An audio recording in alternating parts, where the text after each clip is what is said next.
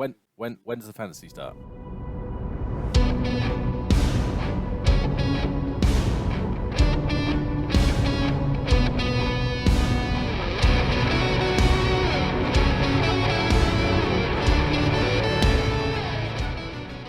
Hey everyone, hope you're all good. Thanks for coming back for another episode of Nothing Adventured, Nothing Gained. Bit of a break from routine this week. I decided that I didn't want to break the flow of the episode. You will see why when you start listening to it. So I'm going to say my bit now. Obviously, insert my plea for you to all go and follow, like, and subscribe all social media. Facebook, Instagram, Twitter. Go say hi, interact with us. Make sure you're using #Nancast so that we can interact with you and get to know you, some of our listeners. We really want to, so come hit us up and say hi. This episode is Nyla's backstory. I think I mentioned that last time. And we will be back to the main story again on the next episode, which is coming out on the 17th of April. In the meantime, enjoy getting to know our favourite elf a little bit better. Thank you again for watching, and that's actually all from me, so I will let you get on with the episode. See you later.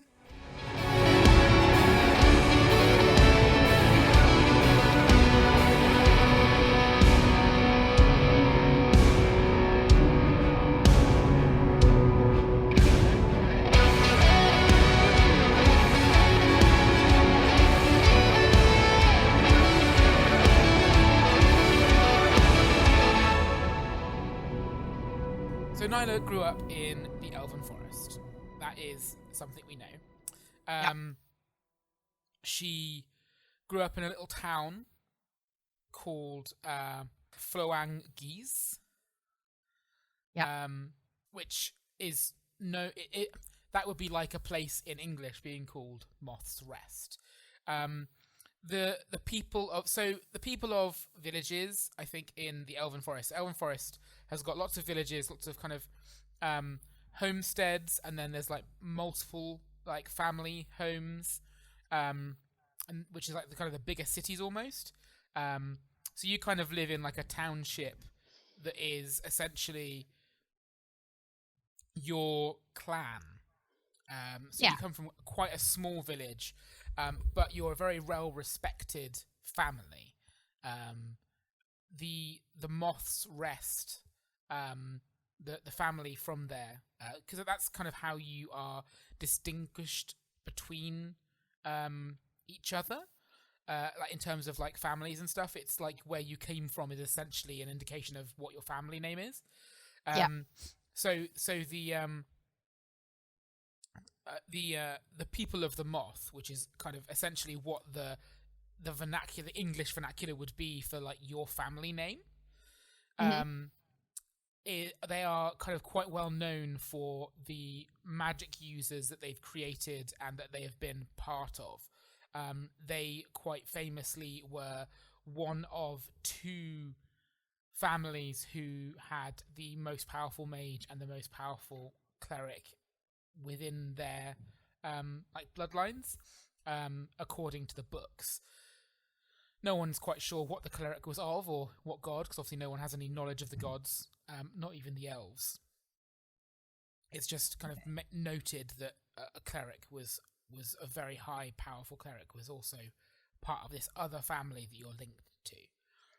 It's kind of been traditional for the families, these two families, to kind of almost like have arranged marriages between them to some extent, but less in a kind of this is the person you're going to marry tough, more in the sense of like you would have members from the families kind of just going and living in the other town to kind of grow up, almost like when you have like noble sons that go and grow up in other noble sons' houses, and because of the nature of like the sons being sent to grow up in the other families' like houses, it normally means that they fall in love with the daughters, and it just kind of happens quite a lot. And it's kind of encouraged to some extent, obviously every generation or so, just so they don't want too much interbreeding, because that'd be weird.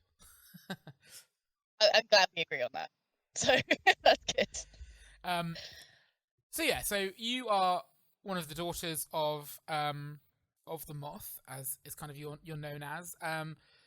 You at a young age were found not to have any magical talent, which essentially meant you got to do whatever you wanted, because really the only people that your family put a lot of effort into training and bringing up were either the eldest sons and daughters or the magic users. And seeing as you are neither the eldest or a magic user, it meant that you had a lot more freedom than a lot of the other like kind of children of the clan had.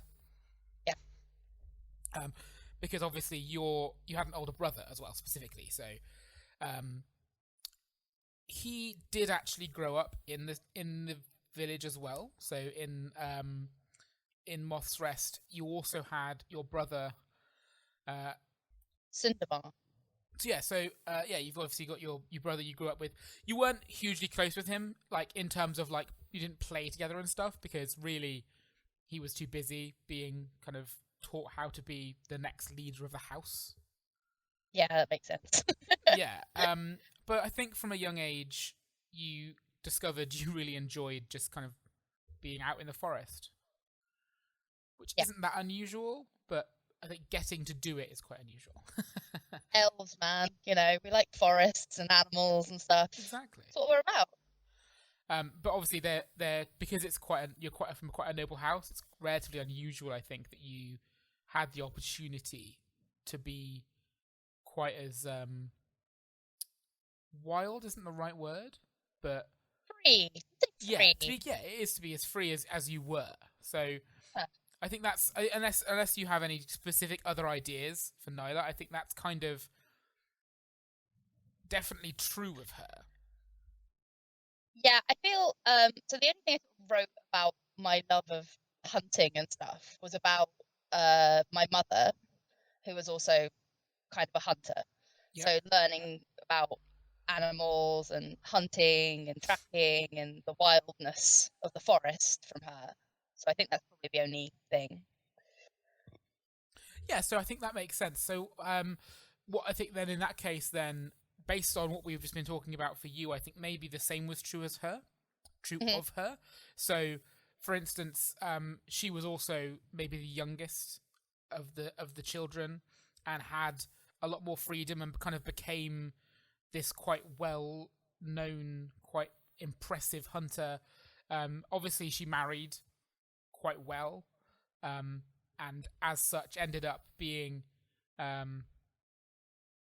much more important in terms of having things she had to do, but then seeing that you at a young age had this kind of same love of hunting and the forest and stuff as she did, she took the time to make sure that she nurtured that, and that was kind of the quality time you would spend together would be out in the woods and looking for tracking animals and hunting and bringing home like things for dinner and stuff, much to the surprise of your brother and father.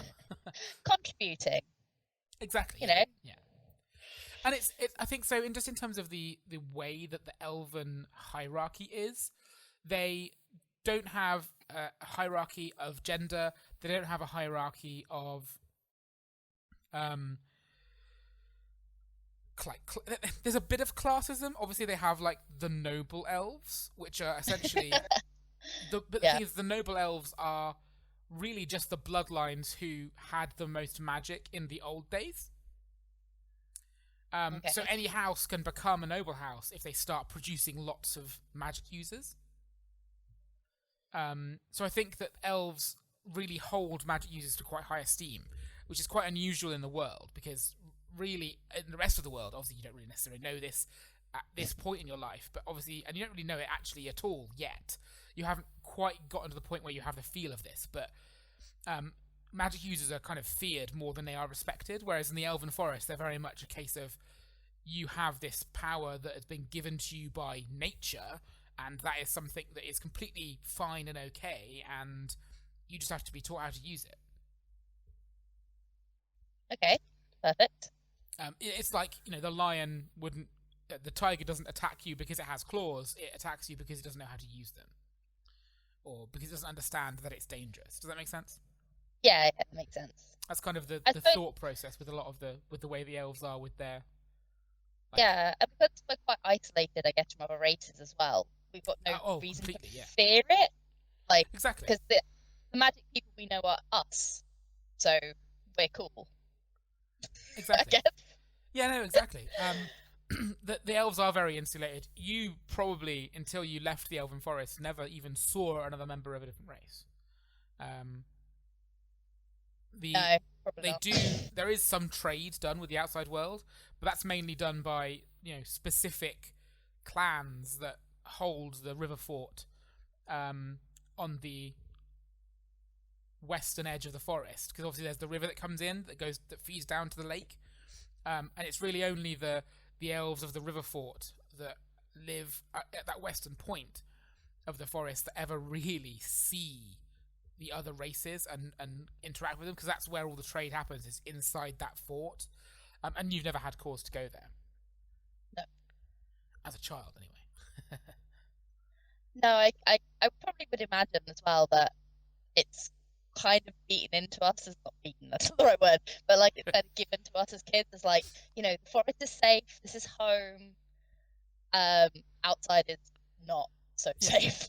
Oh, definitely. I think one of an elven saying, I think that I'll make an actual elven expression for you at some point is the only thing that's dangerous in the forest is your own stupidity.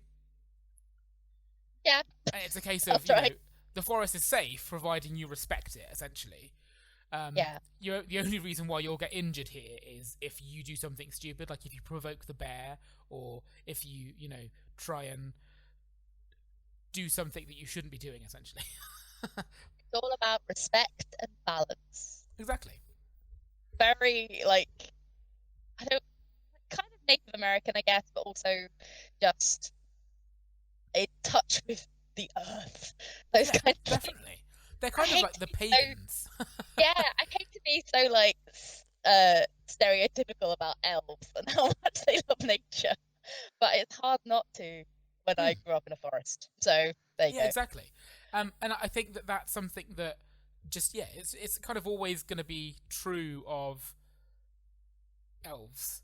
And it is in this particular, and there are other instances in other fantasy where elves aren't like that, but they are in this one, and I think I quite like that. I like it. It doesn't.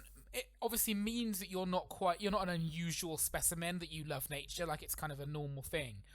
Obviously, an elven ranger that came from like a city loving elves would be quite weird, but I think that it's okay that it's a stereotype in this instance. We're breaking so many other stereotypes with this particular the way that this world is set up.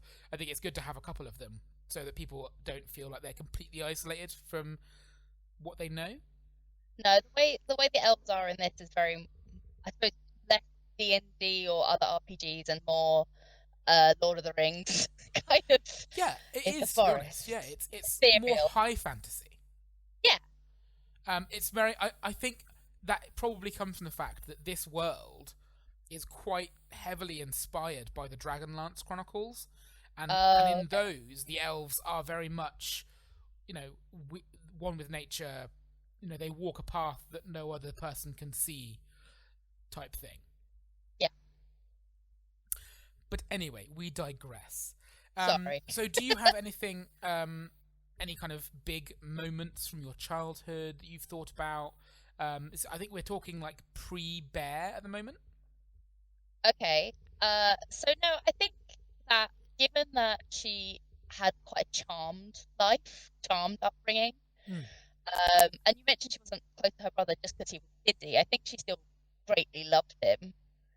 And she enjoyed, spending time with her family and the other children in the village. Yeah. I think she's just like stereotypical happy-go-lucky kid. She enjoyed flowers and animals, and she learned a lot from. She was, I think as well from my own understanding of what I feel the elves should be in this kind of community is very respectful of everyone and wants to learn. It's all about learning from your elders and growing up well and doing the best you can for people. So I think a lot of that was drummed into her, but she wasn't beating against it. She was very happy to do that. And as well with like the insular thing about the elves is I feel I've written a little bit about like my grandmother, who would have been like my maternal grandmother, I guess, who I've named Redalia, which I think is a very nice name.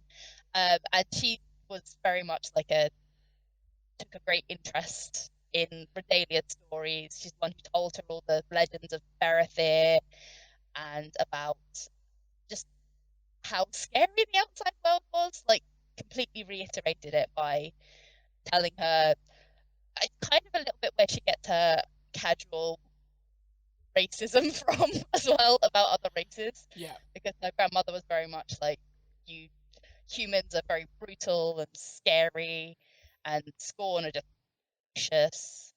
That kind of thing. So. I think that what I want to do is have your mother be of that other family. That makes sense. So your father was one of the ones that grew up in this other town. And I think the town is... I think the reason why these two families are paired and they're so kind of... It's one of those things that even... everybody has heard of these two families. They're quite a famous pair of families. They're very well respected within the Elven Forest as a whole, even though even within the Elven Forest they keep quite insular into themselves. But so whilst you are Floan Ixen, they are the Grelen Ixen, and so they are the people of the butterfly. Oh, we're thrown together by opposite names. Well, I think it's because obviously it comes from the magic users and the clerics, and I think that within the elven superstition, magic is something that comes from the moon and is kind of more powerful at night. It's not actually true, and everyone knows it's not true, but that's kind of where the superstition is. Yeah, that makes sense. But I feel like so I think that the two towns,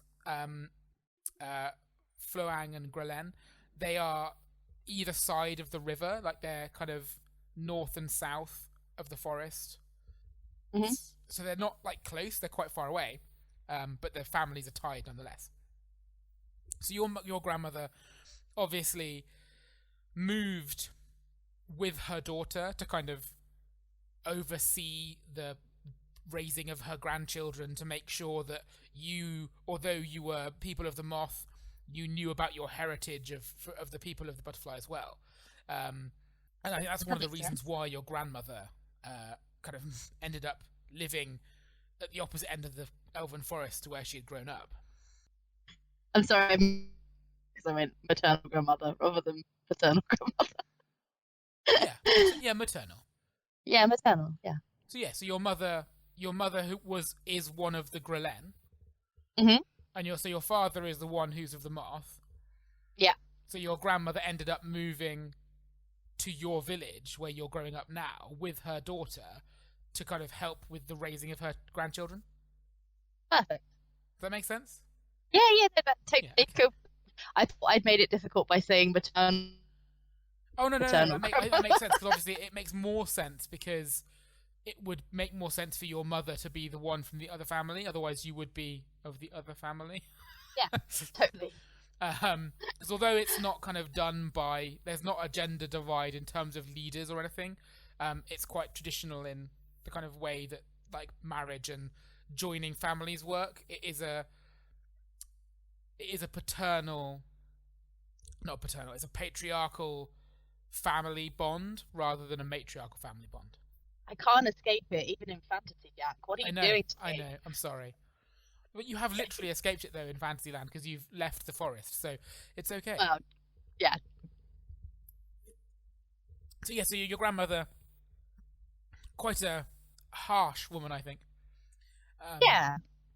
Not like mean, not grumpy, just kind of, she's of one of the two great houses of the forest. Yeah. And it's important that her granddaughter, her only granddaughter. I'm sure she felt the need to remind you of that on the regular. Be a lady who was proper and respectable. Sure. But despite all that, she still enjoyed telling you the tales of oh my goodness, Baratheer. Thank you. My head was like, of Bear. No, what's the name? Baratheer. Well, I actually went by Bear, which is where the name comes from. But yeah, Baratheer. Baratheer. Yeah. So I think you said you've kind of written down some names of some of the stories. I'd really like to hear some of those. Yeah, they are very aimed at kids. Yeah. You know? They're kids books. Yeah, so it's kind of in the vein of like Spot the Dog, but a little bit more than that. But I imagine they're one of the ones that you start with the kids and you tell them like the simpler stories. Like so one of the other ones I've written down is Baratheer and the Fence. It's like probably a very young one. The Baratheer about magic. And it's kind of he goes and meets some fairies and it's all very weird but lovely, of course. And then as you get older, and what's nice about this, Jack, is that I've written some stories that have like magic, like not written stories, written some titles that have a lot of magic influence, and I wasn't sure you were going to get away with it, but thankfully we can. So it's good. So there's lots of stories about magic, lots of stories about the other races, and they start off quite simple, like Baratheer and the human hunters, where hunters get lost in the forest and he helps them get out, and they obviously butt heads a lot at the beginning, and in the end they find common ground. And yeah, the elves always come out on top because of course so the humans are portrayed a little bit dumb, but they're nice, they're okay guys. Harmless is probably the word. Like most harmless to quote Douglas Adams. And then there's ones about like feral beasts. I've written a couple down.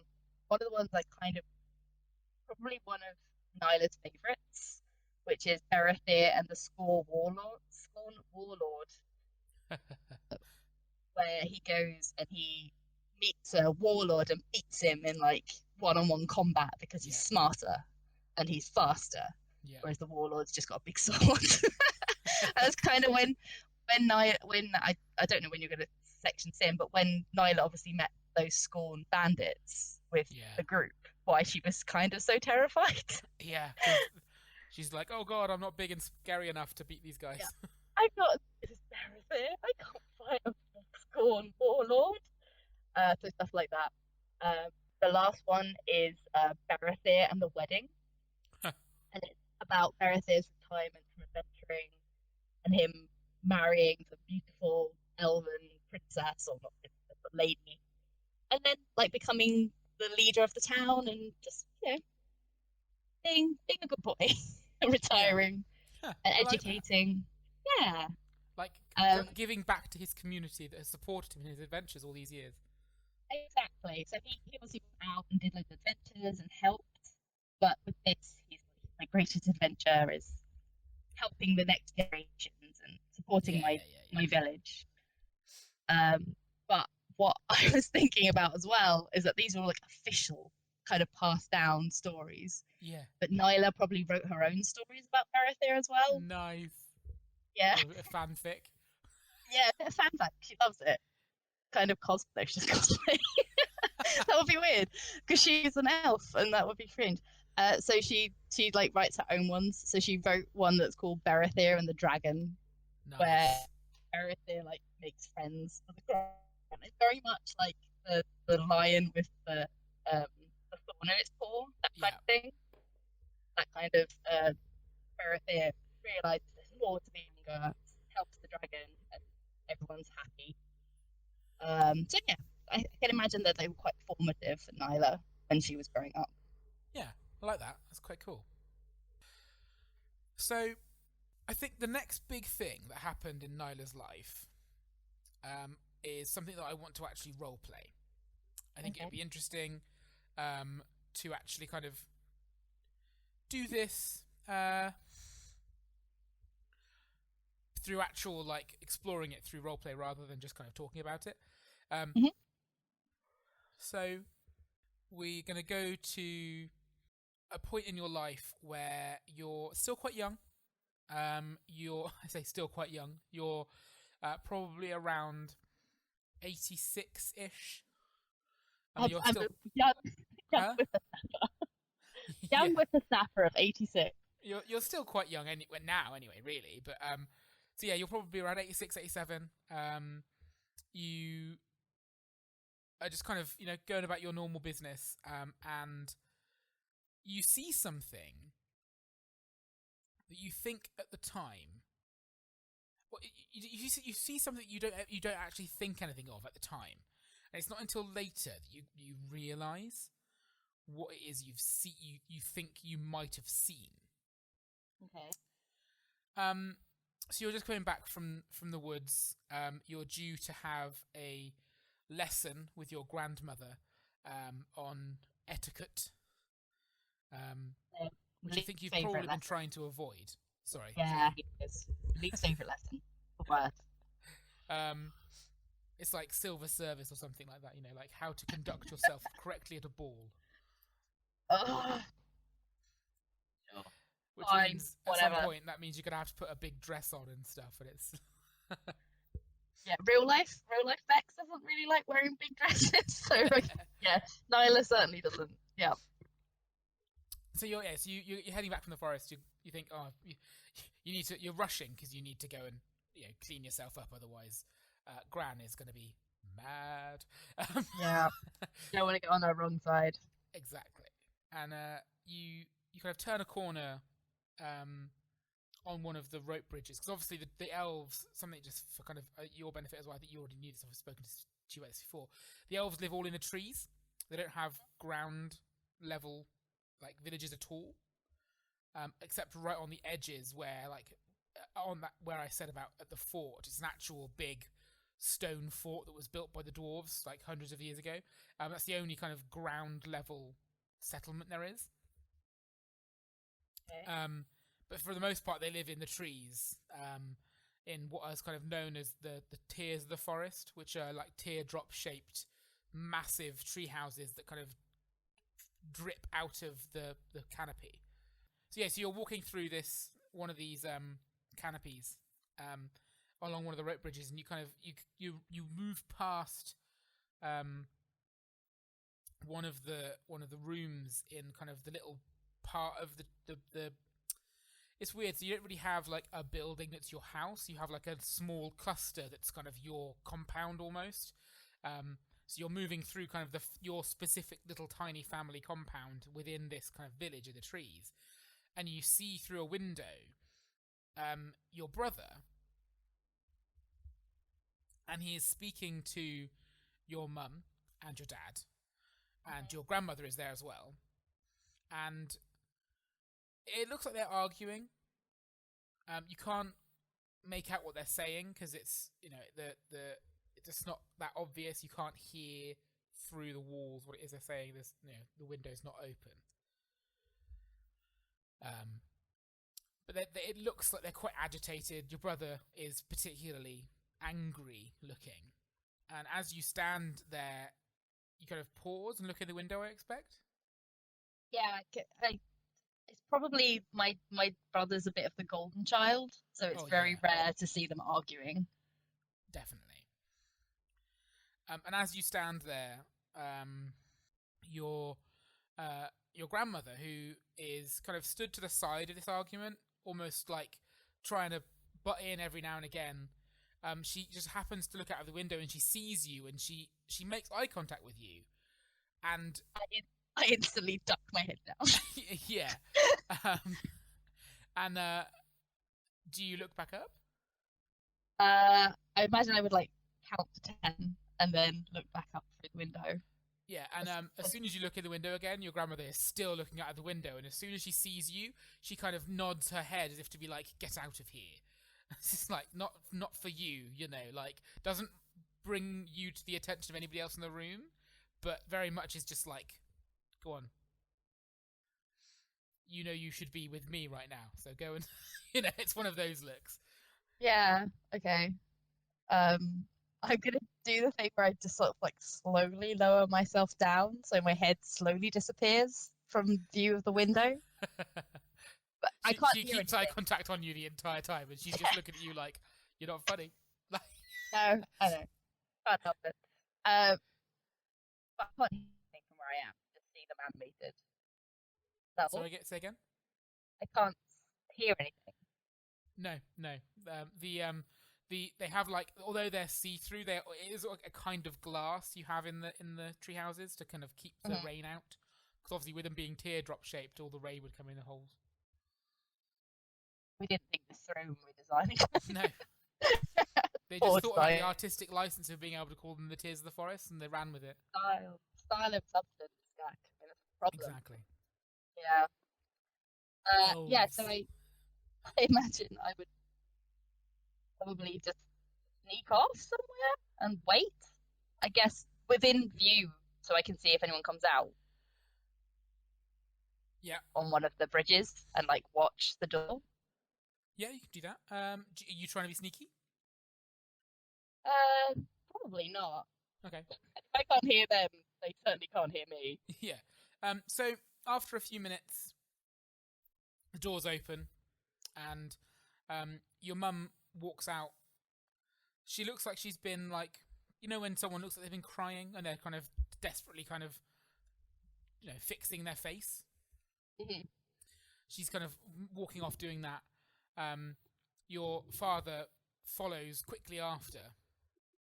And then your brother leaves through the other door and kind of drops down a level and like off the side of the bridge down to one of the lower levels, which is what the kind of younger, sprier elves do when they want to kind of quickly go from level to level because they don't want to bother going to the stairs. And you kind of see him dash off towards the other side of the village.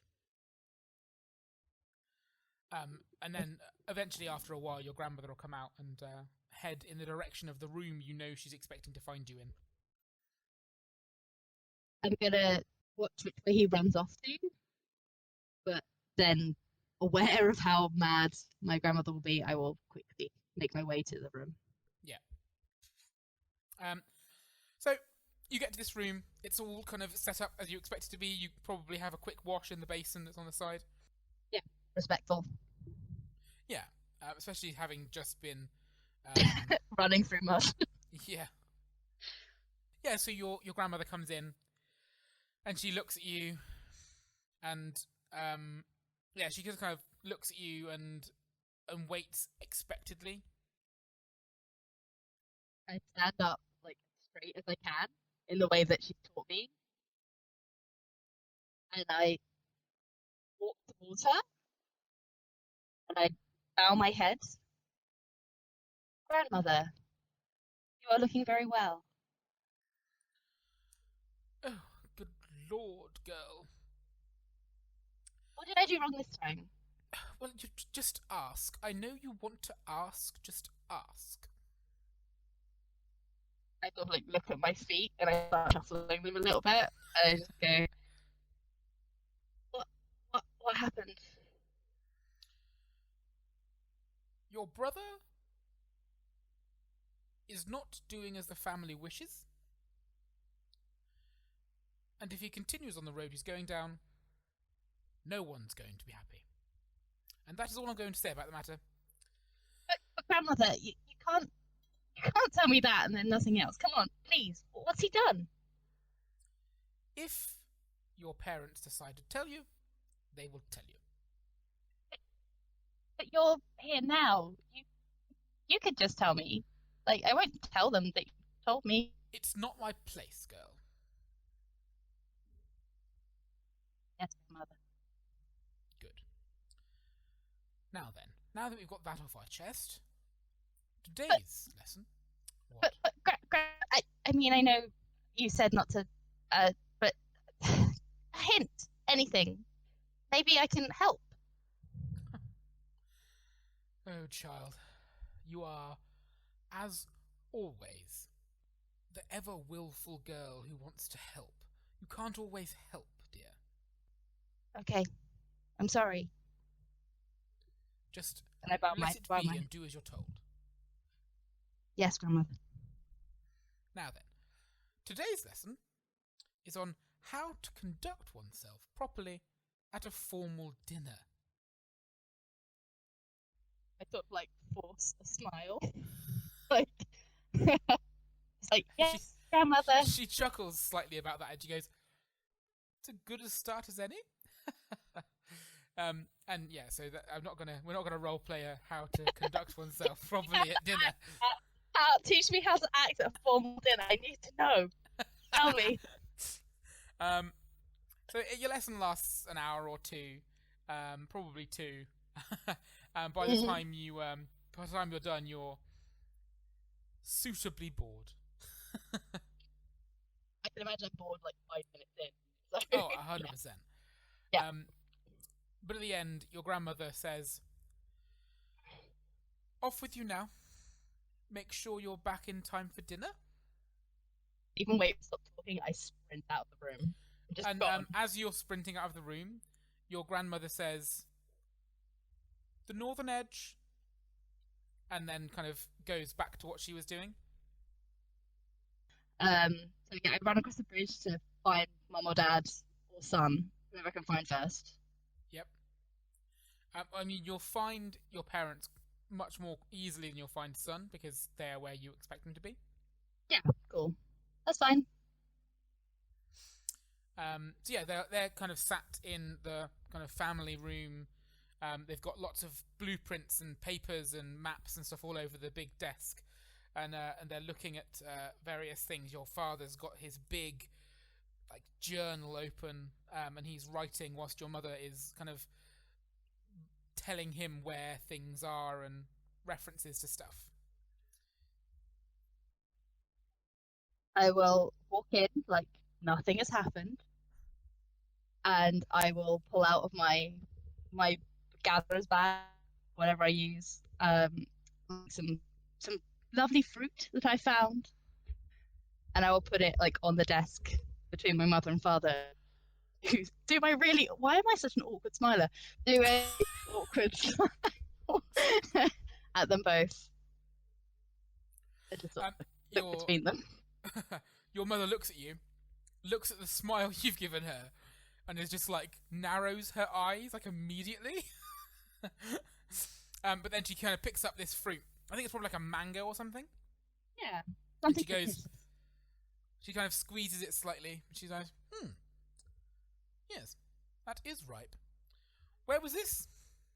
And like asks you to give her like the reference of like the where it was in the forest you found it. Do that, but I don't even finish the sentence. I just say, yeah, it's in I don't know what a reference would be, Jack. But like, No. It's just literally like it would just be a kind of a region of the forest you got it from. So it's you haven't got to actually tell me. It's just like you can impart that knowledge to her. She's a fellow hunter. Yeah, so I will tell her that, but I don't even finish the sentence. I just go, I saw Son leave really fast before when I was on my way to lessons with Grandma, and I wondered, is everything okay? Your father has literally not even noticed you're here. He's still just writing in his book. And your mother looks at you and sighs and just says, "Why are you always in the wrong place at the right time?" Some may say I'm very lucky. And some would say you have a knack for getting in trouble. She says, "Just a moment," and she kind of makes a mark on the map she's looking at, which obviously you've had a bit of training on the kind of the maps and things, because there's a chance that one day you'll have to help with this, or there's an expectation that one day you'll have to help with all this. And it's essentially like she's marking off where this ripe mango is from, so that she can send some people to go and gather the rest of them. I think that's kind of what your job is at the moment, is to help out, is just kind of scout about the forest and find the things that are kind of ready for picking, and like the fruits, and or like to track where the deer are at the moment, that sort of thing. Yeah. And she kind of makes this mark on the map, and she says to your father, "Mangoes on the eastern edge, Farrell. Nylathria, what your father and I were discussing with your brother is nothing you need to worry yourself about. He is taking a path, or rather, he is facing down a path that would take him away from the family, and your father and I are merely concerned that he will follow it, rather than taking the right turn that we would expect him to. That's all you need to know for now. But he must have a reason. Are all reasons always good, Nylathria?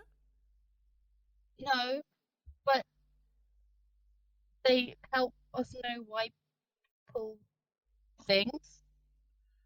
Yes, whilst that is true, Nylathria, the case of this instance with your brother is one of his reasons not quite matching up to what it is he wants to do.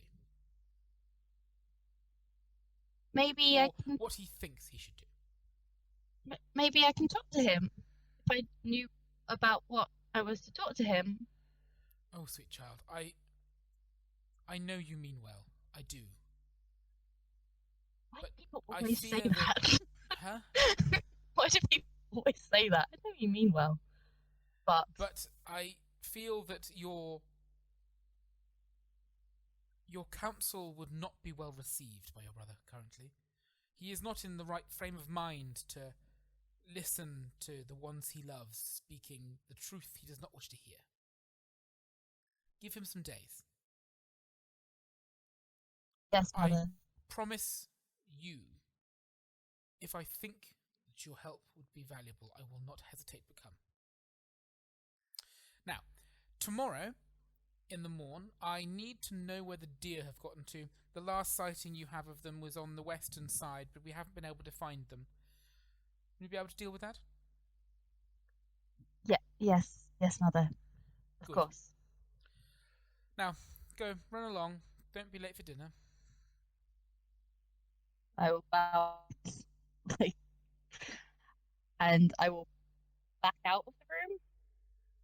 And as I leave, I grab an Grab what? apple from the Oh, side. apple. Yeah, like from one of the bowls of fruit, you're just like, yoink. Yeah, just take a snack. And I will do the same thing my brother did, which is like jump down the levels. Yeah. And I guess try and look for him. Just not like into the forest, but just see if I can see him Yeah. around. Doesn't take you too long to find him eventually.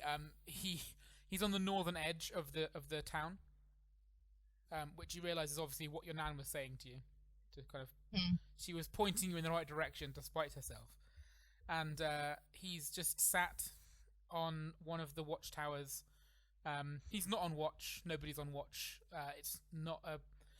There hasn't been a town watch set for some time, and the watchtowers are only kept maintained in just on the off chance that something happened, but it's really out of habit than anything else. But he sat on one of these watchtowers on the northern edge of the forest, just swinging his legs, looking out into the trees.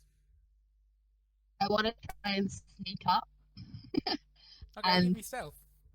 Oh god, do I actually roll dice? Yeah. Go find a dice and roll me a dice. I've got one. I rolled a 16. I have 16. So it's a success, but not a great one. Success, yeah. Not a great, just literally success. So you do your best. You know, you kind of climb up the ladder really like slowly, and you kind of slip quite lithely onto the same level as him. And you kind of get up behind him. And what do you do? Do you kind of jump at him, or do you kind of just like tap him on the shoulder? I wanted to throw the apple at him. Oh, cool. Yeah, so you get up onto the same level as him, and then you like throw the apple. And as you throw the apple, you kind of the kind of sound of it leaving your hand is just enough for him to spin round and catch it. And he kind of laughs and says, "You'll have to be quieter than that, sister." I'm a bit distracted. You're not the only one. Yeah, Oh, did you? Don't worry yourself on it. It'll all be fine. I'm gonna sit next to him and like swing my legs down as well. Why doesn't anyone tell me anything important? You know what you need to know, sister dear. That's not enough. Oh dear. Our parents are going to have quite a handful with you. I don't want... Sorry, go on. No, you carry on. Sorry. I was just going to fill the silence, so... Well, I imagine I would let him. I would just sit there quietly for a minute until he said something. Okay. Just doing the kind of sibling thing where you're like, you gonna tell me? But like quietly, like silently, like just waiting for him just to just spill. Well, and I guess elven nature is very similar in that people hate silence. Yeah. So eventually, someone will fill it with something. It takes a lot So- longer. Yeah, I would imagine it does. Insert like 5 minutes of just silence. I'm not going to do that on the podcast, that's boring. But yeah, so he sits there for quite a long time and then he just kind of audibly rolls his eyes at you Oh, and, nice. and kind of looks at you and says, I don't want you to worry about me. The path I must follow is not one that you should follow. They're going to need you here. Don't they need you here? Yes, that's exactly what Mother said. You do need me here, but I am needed more elsewhere, I believe. Where do they need you if it's not here? I don't know. So you intend to just walk until someone says, "Hey, son, here, now." I don't expect you to understand, Nyla, but something is calling me. Something is pulling me away, and I have to follow it. I have to know. So you're going. Is that what you're saying? Maybe. I don't know. I have to go north. I'm traveling soon. I'm going to I'm going to Grelengies. I'm going to see if that's where I have to be. I'll be back within a year. You're going to leave me alone. You're not alone. You have mother and father and Gran and all the others from the village. Okay. Well, will you bring me back something cool? Yes. I promise to bring you back something cool. I stick out my hand as if to like shake his hand. He Promise? shakes it and laughs, yeah. I promise. Just be good while I'm gone. They're going to expect a lot more of you if I'm not here. That's why I don't want you to go, son. Hopefully, Meet me. I will be able to explain when I come back. You can go. You can go for a year. But when you come back, you have to. Oh, you have to take me hunting, or I'll take you hunting. And I will make you climb that giant tree that you're scared of. How about this? If I'm not back within the year, then we'll do that when I'm back. Deal. Fine. I'm leaving tomorrow. Oh. That soon? Yes. That's why Mother was crying. How long have they known? I told them today. Okay, so the shouting makes more sense now. I'm sorry, Nyla. I wanted to tell you before, but I didn't know if you'd understand. I understand. I guess. Well, I mean, I always thought I'd be the one to go, not go, but go further. You stay here. People like you here. yes. Well, they did until I said I was leaving. Just don't listen to what they say. I'm sure they'll have a few things to say about me when I'm not doing what's best for the family anymore. So just promise me you'll not think badly of me until I come back. I'll plant like a little kiss on his cheek, and I'll say, I can't agree to that.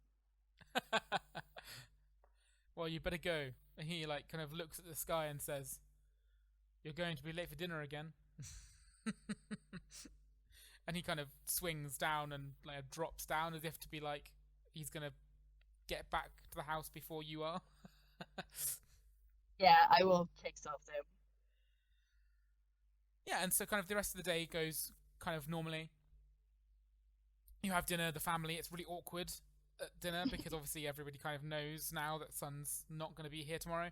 And then he kind of pulls you to one side before you go and head to sleep to say goodbye, and he's going to be leaving with the sun, and which he laughs at. I didn't call it the sun. Is that I'm called sun. And then so he says goodbye, and and that's kind of he goes, and your mother's quite sad and for a few days, and then after like a week or so, life kind of gets back to normal again. He is right. You're much more expected of now. You're being sent on more errands and more kind of scouting missions, and you're having to pick up some of the stuff your brother was helping your father with. So you're having to do like letter writing to other families and stuff, which I don't expect you to enjoy.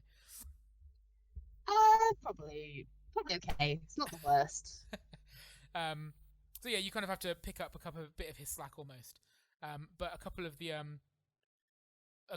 other like your cousins from the town are kind of roped in to help out pick up the slack almost. So it's almost like they're kind of filling in the bits that you were doing that someone can be doing instead of you. And yeah, I think unless you have any specific ideas for what happened in that year when he's gone. I can imagine that I get a bit bolder with my exploration because I'm jealous that he's left. Oh yeah.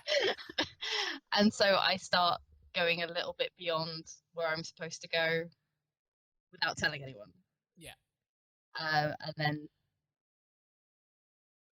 sitting on the edge of the boundaries and just thinking about him and waiting for him to come back. I imagine you end up going onto that northern watchtower quite a lot. Yeah. So you're a year passes. It's a year.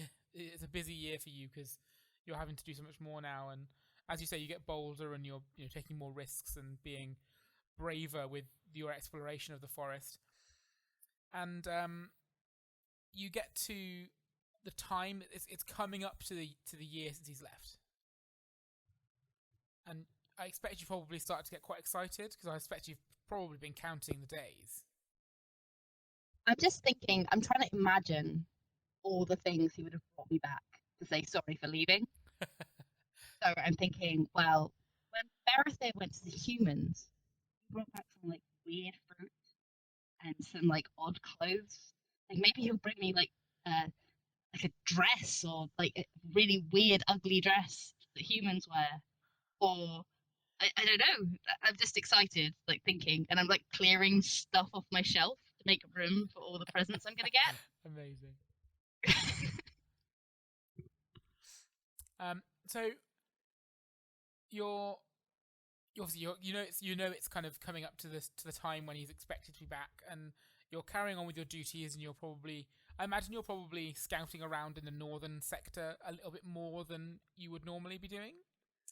Yeah, I'm making a lot of excuses for it as well. Yeah. I think I saw like a new set of like badgers up there. Yeah. I really want to go look at them. So I think your mother fully is aware of what's going on. Oh, of course, yeah. She's just as aware of how long it's been since as you are. And the day to the day, there's no sign of him. There's no word from the other village that he's been there or has come back. Like there's not been any word from many of the other villages to the north at all, really. It's not that unusual. There's not a great deal of communication that happens. You know, the letters take quite a long time to get anywhere in the Elven Forest. But it's kind of, you know, it's been a long day, and it's that last day that you were expecting him to come back. And I suppose now you're just like, oh well, he owes me that hunting trip now at least. Like, Yeah. and I'm trying to think of all the forfeits I could make him do, making me wait for him. And I think, unless you have any particular objections, you kind of climb up the watchtower in the evening, which I think is probably your kind of evening ritual now, probably. Yeah, I think so. And you get to the top of the watchtower, and you're sat there quite happily looking out, you know, thinking about all the presents that you're going to get and all the forfeits you can get him to do. And I feel like I'm a child of someone who goes on a lot of business trips. This is what this is like. Yeah. Like, what are my parents going to bring me back? Right, yeah, carry on. Give me perception. Perception. Cool. Do that. That is a success, but not a great one. So give me dexterity. Oh no. That is also a success, but not a great one. Let's roll 2 11s in a row. Oh, nice. So you're sat there on the edge of this watchtower, and you hear something behind you, and you spin round, and you dodge just quick enough for this apple to go flying past your face. And with this absolutely, like, what's the word? Shit-eating grin. Sun is like crouched at the edge of the watchtower. He looks bigger than he was, like broader. Like he's like more muscular than he was. Like elves are generally quite lithe creatures, but he looks like he's kind of almost put some bulk on almost. He looks like his muscles are kind of chunkier rather than like this kind of thin, wiry muscle that most elves have. The sort of muscle you kind of expect to see in like the people that train as fighters and warriors, that sort of thing.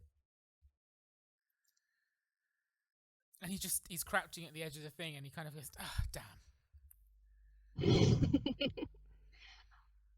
I just walk over to him, like slowly and deliberately. And as you do that, he kind of stands up as well. I just put my hand on his face. You owe me big time. And then I'll hug him. And he'll say to you, hey, it's been a year. Like, to the day, I think, actually. Warned me I'd have more responsibility, but Sunday made me wait to people. Oh, dear. You might not like the gift I've got you, then. I lean back away from him, like expectant face. He puts his hand in kind of inside of like it's almost like the chest pocket, and he pulls out this really beautiful, like ornate little wooden box. I take it. It's gorgeous. It's like kind of like all like wooden, like carved wooden like leaves all across it. It's got like a little brass hat like latch on it. Top of it and feel like craftsmanship, I guess. And yeah, it's gorgeous. So you open it up, and there's inside is a roll of parchment, a really beautiful quill, and a little tiny ink pot. And he says, I wanted you to be able to write to me. What? You're literally in the room next door to me, son. I came back to keep a promise to you. I can't stay. What?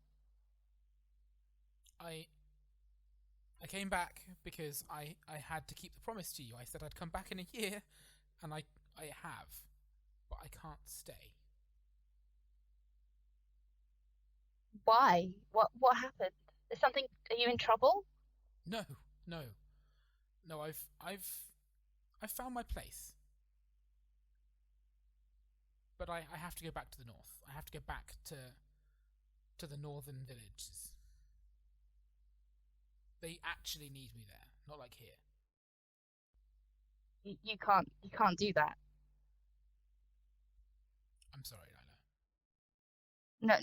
No. You don't understand, son. If you left again, you know what would happen.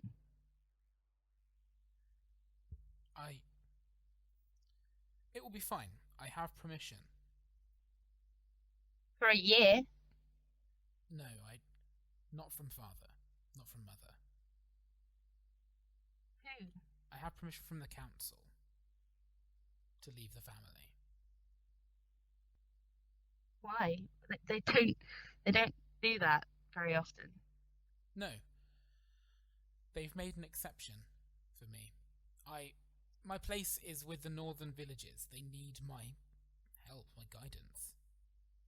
Well, I'll come with you then. We'll go together. No, we'll you we'll can't. help. Why? Why Mother and can't I father, go? they need you.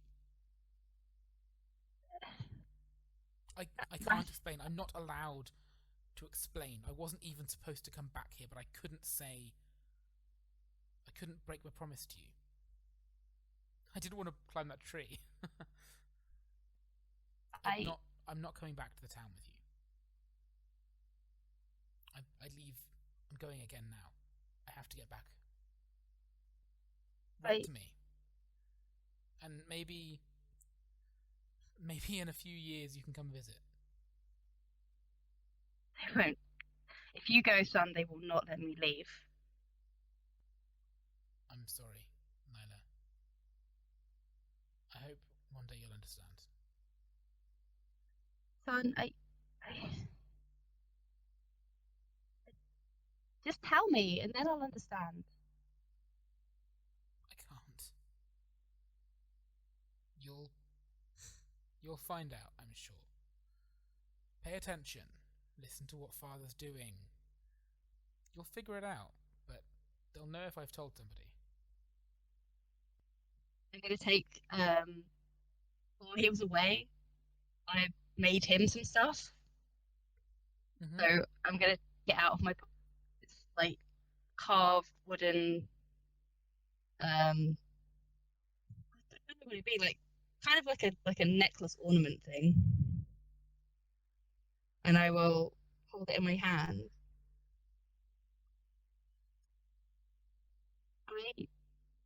I don't know what's going on, son. I thought you were coming back forever. But I'm gonna like put it in his hand. I'll write to you. And then I'll write back. I'll Oh, never take this off. Sure. He kind of ties it around his neck as he says that. I then. He looks like he's sad. He is sad. It's as emotional for him as it is for you. Obviously, I'm not sure that Nyla really cares that much. Like that, it's not as bad for you as it is for me, as far as she's concerned. But he says goodbye. I hope I'll see you soon. Write to me. And he kind of climbs down the ladder in a much more kind of controlled way than you would normally. Because obviously you're used to both kind of... You always used to just drop off of the side of this thing and like grab hold of something. But he kind of actually climbs down the ladder like very purposefully. And then just drops down a few more levels and heads into the forest on the northern edge of the town. I will go and I stay in the watchtower all night. I don't know what to do with myself. I just stay there.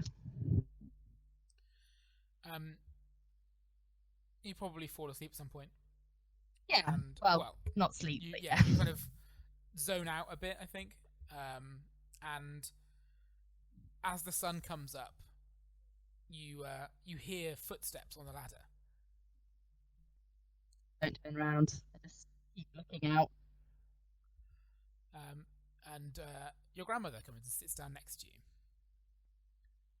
Where have you been? Here, Why? I hand her the box that Sun gave me. Mm-hmm. She takes it from you and looks at it, and she says, "Where on earth did you get this? This is like the ones from my son. He came back." He's going back north. I figured as much. Why? She looks at you and she's got like sad eyes, and she hands you the ink and quill box, and like closes your hand around it and says, I don't know, child. If I did, I would tell you, but I just don't know.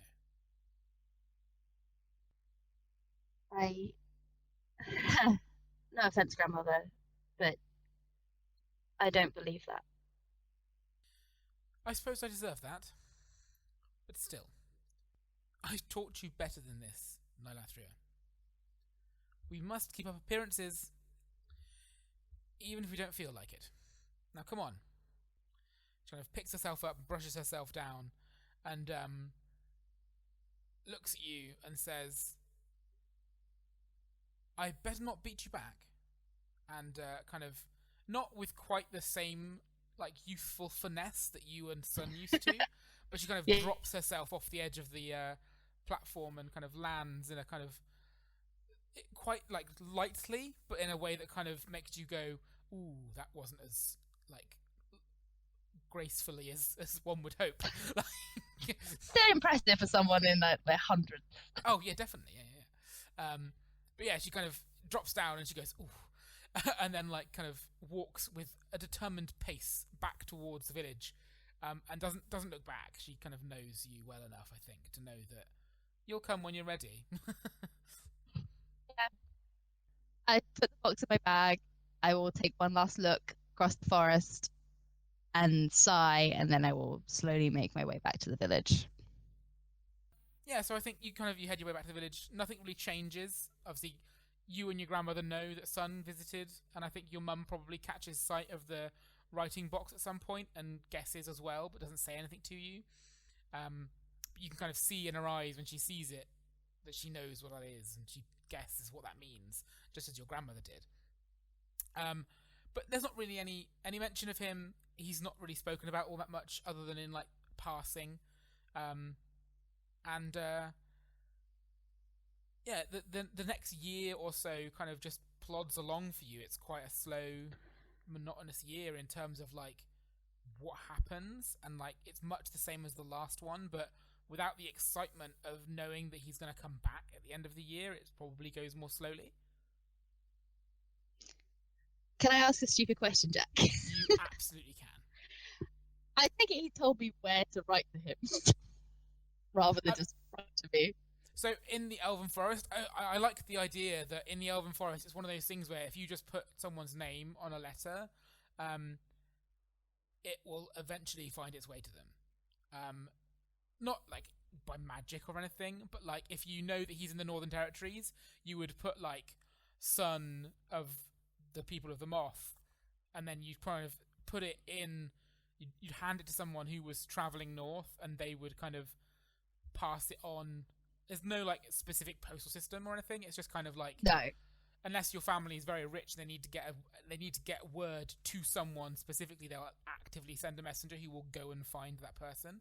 But you'd probably just, in terms of writing to Sun, you'd kind of say, "Oh, you're heading north. Can you take this and hand it to someone else who's heading north? It needs to get to my brother. He's in the northern villages somewhere." Okay. And people would kind of be, yeah, okay, that's fair enough. It's kind of like the sanctity of mail is quite well accepted in the Elven Forest. So everyone's does their bit to help everyone else. So passing the message along is quite common. Okay, that's fine. In which case, I'm trying to think of how long I would leave it before I wrote him. Could imagine Nyla sat down a lot to try and write, and then give up because she really has no idea what to say to him. Yeah. So I can imagine probably maybe 6 months after he goes, because she's mad, but also misses him. So she sits down and tries to write him a letter, and she's I I don't want to paint Nyla as like a petulant teen or like someone who holds a grudge, but I think she does feel very betrayed. Yeah, fair enough. The fact that no one will tell her anything is probably the thing that's annoying her the most. It's like son leaving, sure, if he's got a good enough reason, but the fact that no one will even acknowledge the reason he has gone, and she's probably asked as many people as she can find. The fact that no one tells her anything is really annoying her. Yeah. So she writes a letter and she gets through it by keeping it very factual. Just explaining what she's been up to, how everyone is, asking the way if he a is proper okay. lady of the court should write to her brother who's living in another village. Yeah, it's very, very formal. Probably not that formal, but like as formal as Nyla has the capacity to write it. So, yeah, I imagine she keeps it just to see how he is when he responds, and to make sure he knows how angry she is. Yeah. Yeah. And then she passes it to someone who's heading north. Yeah. So yeah. So other than that kind of moment where she kind of decides to write to him, the year isn't a very inventive. It isn't a very eventful one. Eureka! Yeah. And then it gets to maybe another 6 months or so after she's written that letter, and she's sat in the main room helping her father with some of the kind of the post that comes through the mail, the word from other like towns and stuff of like requests for help with scouting or requests for like specific herbs and things, which is mainly what your father, as the leader of the town, does. Mm-hmm. Kind of deals with logistics and stuff. So yeah, he's not really. He just gets you to help out with like reading letters and stuff to him, and like sorting the post, so he knows what to deal with and when. And one of the things that lands on your kind of little section of the table is just a letter from another one of the villages. And you open it up and you kind of, you're reading, you're kind of scanning it to see, what needs to be done about the thing inside, or whether your dad needs to read it, or if you can deal with it, because you've been dealing with some of the more simple requests. And this one is a bit more of an unusual one. It's a request for men to travel north to assist with the fighting. I want to read it like a couple of times to make sure I understand. Essentially, it seems like the northern villages have been kind of at war with a rather large, nasty war band of Scorn. Right. I will get my father's attention, and I will read it to him.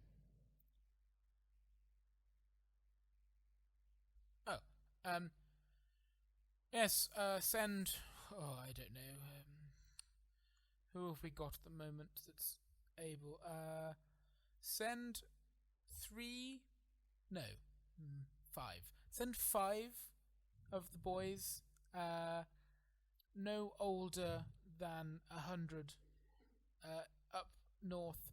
They can do some training with them and help out with the back lines. I don't think there's any need to be escalating this scuffle any further than it needs to be.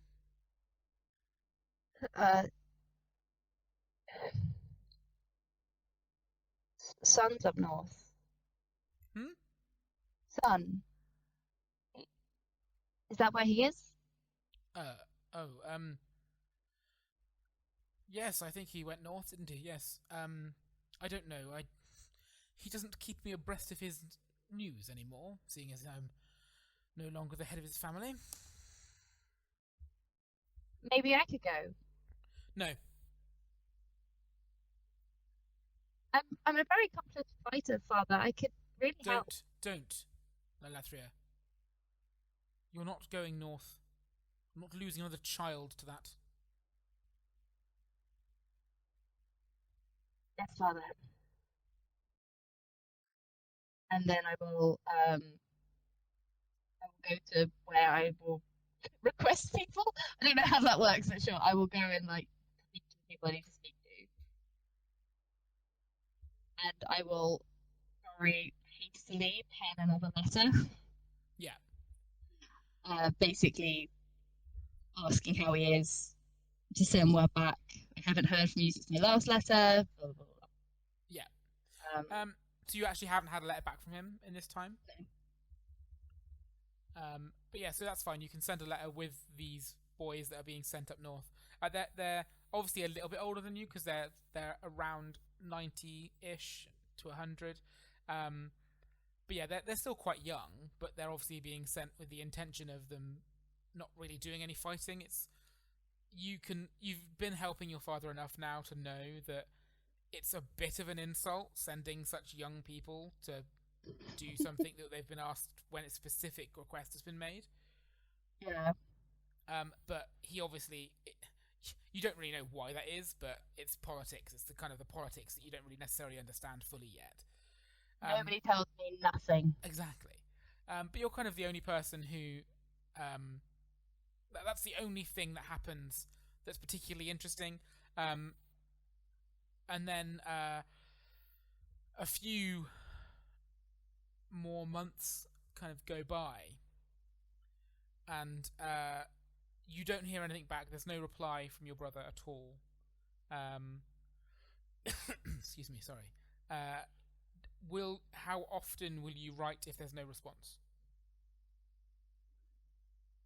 That's a pretty good question. I probably wouldn't write more than like once every 6 months. I think. Okay. If I haven't heard back from him in 6 months, then I'm making the connection that either he's not where he said he is, or he doesn't want to talk to me. So I try every 6 months just to write him a letter because I know how difficult it is to get letters to people. So. Yeah. Well, after another year, a letter lands on your table in the morning at breakfast. There's a kind of flushed young lad, one of the boys from the town, probably only like 30 something. He's like, so this kind of kid kind of drops this letter off, and it says Nyla on the front of it, which is immediately a good sign because nobody's ever called you Nyla, really. Nobody calls you that apart from Sun. Everyone's always very formal with you. And so there's this letter that looks like it might be from Sun. I will just put it in my pocket or my bag for a second until I finish breakfast, and then I'll eat breakfast very fast. And then I will find somewhere quiet and sit. Yep, that'll be probably like either go back to your room or something. Yeah. And then you open it, I assume. I probably stare at it for a couple of minutes, afraid of what it might say. Like when you get like you've applied for a job or something, and you're waiting to hear back. It's like getting Start your looking A-level at it. results. Like, Yeah, exactly. Although they posted mine on the wall of the school, so that's less fun. Yeah. Yeah, so I will look at it for a few minutes and then I will carefully open it. It's a single sheet of paper. It's like one of those A5 little letter kind of papers. It's very similar to the ones you've been writing on, but I think you probably had a couple of sheets in yours, maybe. you open it up, and it's not that much of a, there's not that much of a letter really. It says a few things, and it reads as follows: Nyla, received your letters, enjoyed reading them. Sorry I couldn't write back sooner. Things here are going well. I hope to be home soon. I think I know where that is now. Son. Okay. So my first question, Jack, is I know I haven't received a letter from my brother before, but does it sound like something he would write? It does, yeah. You recognise his Okay. handwriting. You will have seen But, him like- write. You'll have seen his writing before. It's probably all over a lot of the ledgers you're using with your father. His handwriting, so you recognise his writing. It seems very curt. And so after not hearing from him in like what, almost 2 years? Just over 2 years. Just over 2 years. I will just like read it a few times Yeah. to myself. So, And then I will like, yeah, okay, sure, fine. So yeah, that's what happens. I think you probably read that a few more times over the course of the next few weeks and months. Do you write to him again? I imagine I would like after now I know he's responding, even if it's weirdly. I would probably write him pretty soon after he wrote me. Yeah. Not really knowing what to say, but essentially, you always have a home here, and I love you, Nyla, and that's all I write. Yeah. So another year passes, and there's no word from him. And then you're in what is essentially the version of a town square, and 3 people you haven't seen in a long time walk into the town square. They look different. They're much older. They look much older than they should for only having been away for like 3.5 years. But they look much older. They look stronger. They look like they've been training for this whole time essentially. And it's 3 of the 5 boys that you sent north.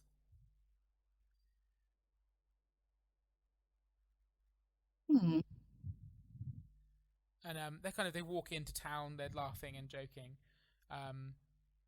They kind of look around, almost surprised that there's no one to greet them. I think maybe they thought they were going to get a hero's welcome for having come back, but there's nothing. There's nobody. You didn't even know they were coming back, and like it's not been something you'd found out about. And one of them kind of says, "There's no one celebrating." Celebrating what? We won.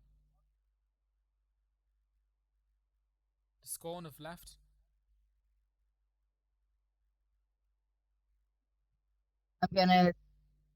I sort of look at them very formally as like my training is set in, and I will again nod my head, and I will catch my father, and I run off again. As you kind of go to run off, one of them goes, "Nylathria, before you go, Yes. I have a letter from your brother." With that, I drop all decorum and I ran straight over to him. You've seen him. Is he well? I've seen him. Good. He's quite a man. You should be proud of him. Thank you. I take the letter and run off. Go find my father. I will tell him that the soldiers are back, and then I will squirrel my letter away to my room. This letter says a little bit more. It says, the war is over. We beat them back. They left. I'm so happy. I hope you can be happy too. I'm going home now. And then it kind of, there's like a new paragraph. Just like ends really suddenly. And then there's a new paragraph that says, Nyla, I want you to be happy. Thalasar. And then like kind of brackets, the one who I gave the letter to is a good lad. He'd be a good match. He'd make you happy.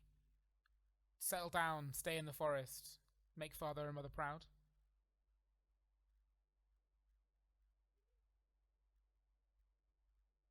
I hate to be such a cliche, Jack, but I just start crying, and I tear up the letter. Oh. This one's much more emotional than Grandal's was. It's your fault. I know I'm to blame. You are. I'm just like tears streaming down my face, and I just take the letter, and after I've read it like once or twice, and I would just like completely tear it apart, like rip it into tiny pieces, and then like drop it on the floor, and just I just sound like I hate being a teenage girl, but that's essentially what I am, and I'm just gonna like throw myself in my pillow and start sobbing. So yeah, that's again, that's not much interesting really happens in your life, like, to be honest, other than these things like around Sun and like kind of the boys arriving back. After a few more weeks, the other two come back as well. They'd taken a different route. They'd escorted some other people back to their village, which is why they took longer, is what they say anyway. No letter from them though. And then I'll try and inquire with them and see if they tell me. I imagine they won't. So no, they're all very tight-lipped about what actually happened as part of this war. But a little while passes, and you. It's been about 5 or 6 years now since Sun left the first time. And your grandmother wakes you up, which is unusual from your trance. She kind of comes and rouses you from your trance in the night. It's quite late, middle of the night. She looks like she's been crying. She's quite upset, and she says, Nylathria, you have to come with me. Yes. Are you okay? Something happened? Yes, please. You have to hurry. And she'll kind of lead you to the kind of main family room, like not the formal one, like the place where everyone kind of almost like the living room area, sort of, that you used to use more when you were younger. It hasn't really had much use since you've been so busy working. Your mother and father are there. Your father is clearly absolutely livid and trying to calm himself down. Your mother is basically a mess, just crying her eyes out. And as your grandmother leads you in the room, she says, I'm sorry, child, but I thought you should be here and you should find out with the rest of us. He was your brother after all. Has something happened? He's gone. Gone? After today, he doesn't exist to us.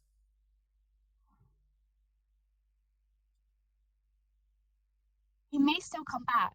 He is Yaxi-jun. No, you can't. I'm sorry. Word has come from the council. He is Yaxi-jun. I thought the council said he could go. They said he could go north. Apparently, he thought that meant he could leave. I'm sorry, girl. I can't speak of him again. I understand. Is that everything? Yes. You can go. I will leave. Yeah, I will go back to bed, but I won't dance anymore. I'll take out all the two. But I only have one other letter from him, don't I? Yep. So I'll take out that one and I'll just read it. Kind of regretting destroying the second one. Yeah, I can But imagine. not entirely. Yeah. And I will take the box he gave me with the quill and the ink, and I will hide them in like a cupboard. Mm-hmm. And yeah, try not to show outside emotion to anyone else about it. Yep. Analyze those feelings. Like a good elf. Yeah, I'm a good girl. I'm a good girl. Yeah, I think that's kind of probably where that kind of leaves you. How old is Nyla at the moment? In current day, Yeah, like in podcast time. she's 135.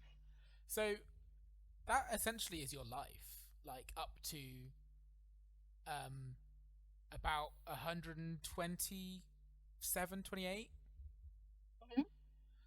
So there's a good 40, 30 years of just kind of living your life, not accepting that he's gone, finding excuses to try and travel north, and finding reasons to try and track him down. I suppose you kind of never give up hope, I think, is what we talked about before. Yeah, I also another question. Do my parents or grandmother or the council try and pair me with anyone, or do they just lead me to it?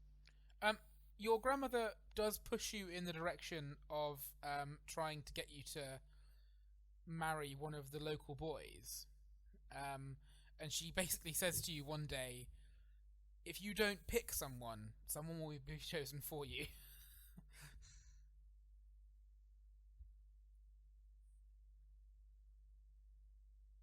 Whatever the council deems best. I've become quite cold. I don't like the fact that I'm quite cold. I have. That's what you've done to me. So but yeah, just I'm trying to be good, but defiant in my own ways. Yeah, yeah. I can imagine that Nyla is just disinterested. Yeah. More than anything else. Not that she doesn't want to settle down, but just that it's just not right. It doesn't feel right. Okay. We'll kind of play it by ear then for the time being. I think she probably manages to get away with it for quite a long time. Yeah. Just because she's so busy being the kind of the eldest son, essentially.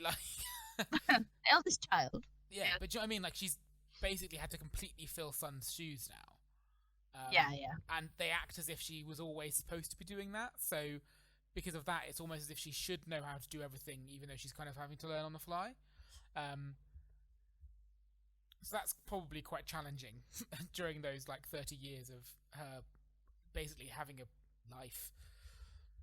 Yeah. I mean, her first love is still the forest, the hunting, and the running through the trees. But I imagine, she's and that's actually stuck. That's the next thing I want to look at. Mm-hmm. it's been a long time. Sun's been gone a while. You've been working really hard. You don't get as much time to go into the forest and hunt as you used to, but you still you love it. It's your first love, as you say. And one day you are in the forest and you spot this kind of little bundle of orange. Okay. And, I will approach it carefully. Yeah. You kind of, your initial thought is that it's some like a plant or something you don't recognize, but then you realize it's like breathing. And you quite quickly realize it's a tiger. A little tiger cub.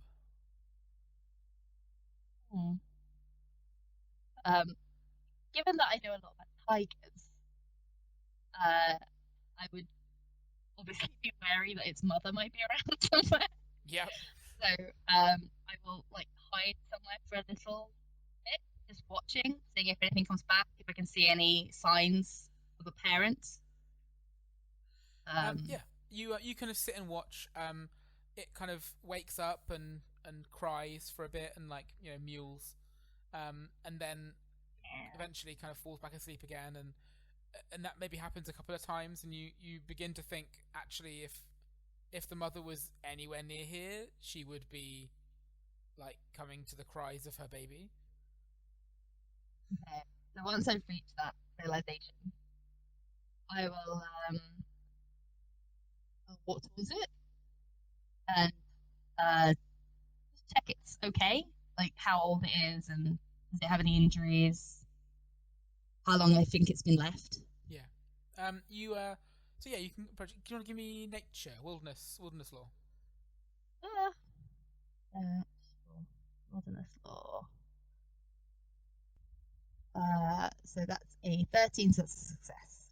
So yeah, you manage to kind of you approach it, and it doesn't really react to you. You're quite cautious, and it doesn't kind of go for you or anything. You manage to touch it, and you're kind of looking it over its fur, and you do notice that its hind leg is covered in blood. And it's kind of dry, caked on blood, and you're not entirely sure if it's anything it's been injured or whether it's just covered in blood. I'll take some water from my water skin and I will just try and clean it just to see if it's a wound it has or if it's just covered in blood, say. Yeah. So there is a scar down his side, or not a scar, a wound rather, like a kind of open wound down its hind leg, on its kind of rump almost, which is quite deep, and it's probably the source of the blood. You also, when you wash it off, you notice that there's a trail of blood kind of leaving the little kind of almost clearing. It's not quite a clearing. It's just you can see now you're kind of on the ground level with it. You notice the kind of trail of blood coming out of the bushes. I will wrap the cub up in some cloth or something. Make sure it's warm. Okay. And then I will try and move towards where the blood trail comes from. So, yeah, the blood trail is quite easy to follow. You kind of move through the bushes, and you come across the mother. You think it's a female at least, but very obviously has died. Looks like it's been attacked by something. Huge claw marks down its side. Give me another wilderness law. Oh, I keep putting my dice away. That's a failure. Yeah, you don't know what this is, but it was big enough to kill a tiger. Pretty big. Yeah. And there's a bit of. It looks like it's been eaten a little bit, to be honest. Oh. And the cub obviously has gotten away with just a scratch. I will kill the cub so that I can move easily with it. Mm-hmm. And then I will take it back to the village. I'll just like walk it back carefully. Yep. Keeping an eye out for what might have attacked the tiger as well. Yeah. So you get back to town, and your grandmother is like, "Oh, thank goodness! Where have you been, child? There have been sightings of an owl bear in the area." That makes sense, I say, and then I pull out the tiger cub. Oh, good lord! Its mother was ripped apart. Oh, for heaven's sake! I found this little guy just alone. Well, what do you expect to do about it? Well, maybe I can just make sure it's healthy, and then when it's bigger, I'll take it back to the forest. I am not making the decision about that one. Go and ask your mother. Yes, Grandma.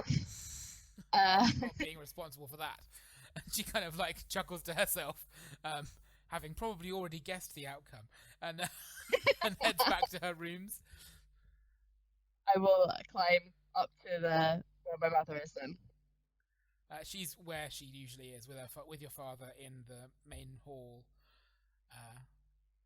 looking a little bit frantic, as if she's trying to figure out where this owlbear is, probably. Hello.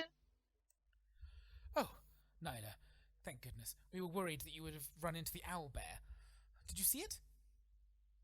I think I just missed it. Oh, thank God. Wait, how did you know? I found a rather eviscerated tiger. Oh, Lord. Must be hungry if it attacked a tiger. It's the last thing we knew. Where was this? I'll tell her where it was. Okay. Well, that makes sense. How fresh was it? It looked pretty fresh. It had been Okay. consumed a little, but it was been dead for a while. Okay. Probably heading east. So oh god, and I'm just gonna pull out the tiger and just be like, I found this, No,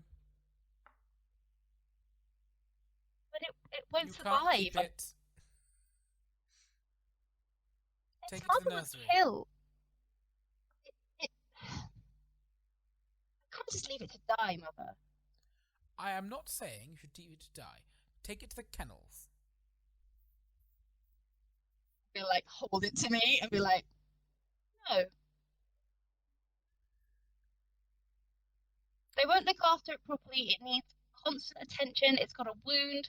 It's too young to be away from its mother anyway. It needs constant care. Are you going to give it that constant care, Nyla? I look the tiger in the eyes. His cute little face. It like gently headbutts you.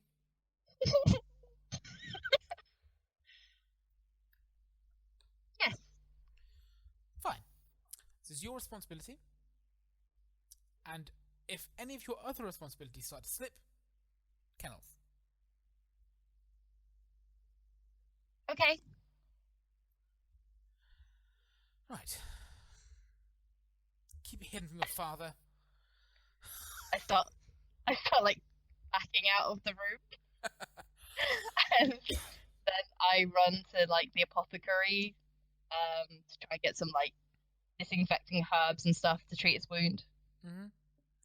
Yeah, everyone's kind of quite accommodating to you. Word gets round quite quickly, as I'm sure you can imagine, that you've got a tiger you're looking after. Yeah. The local kids come round and they want to kind of look at it.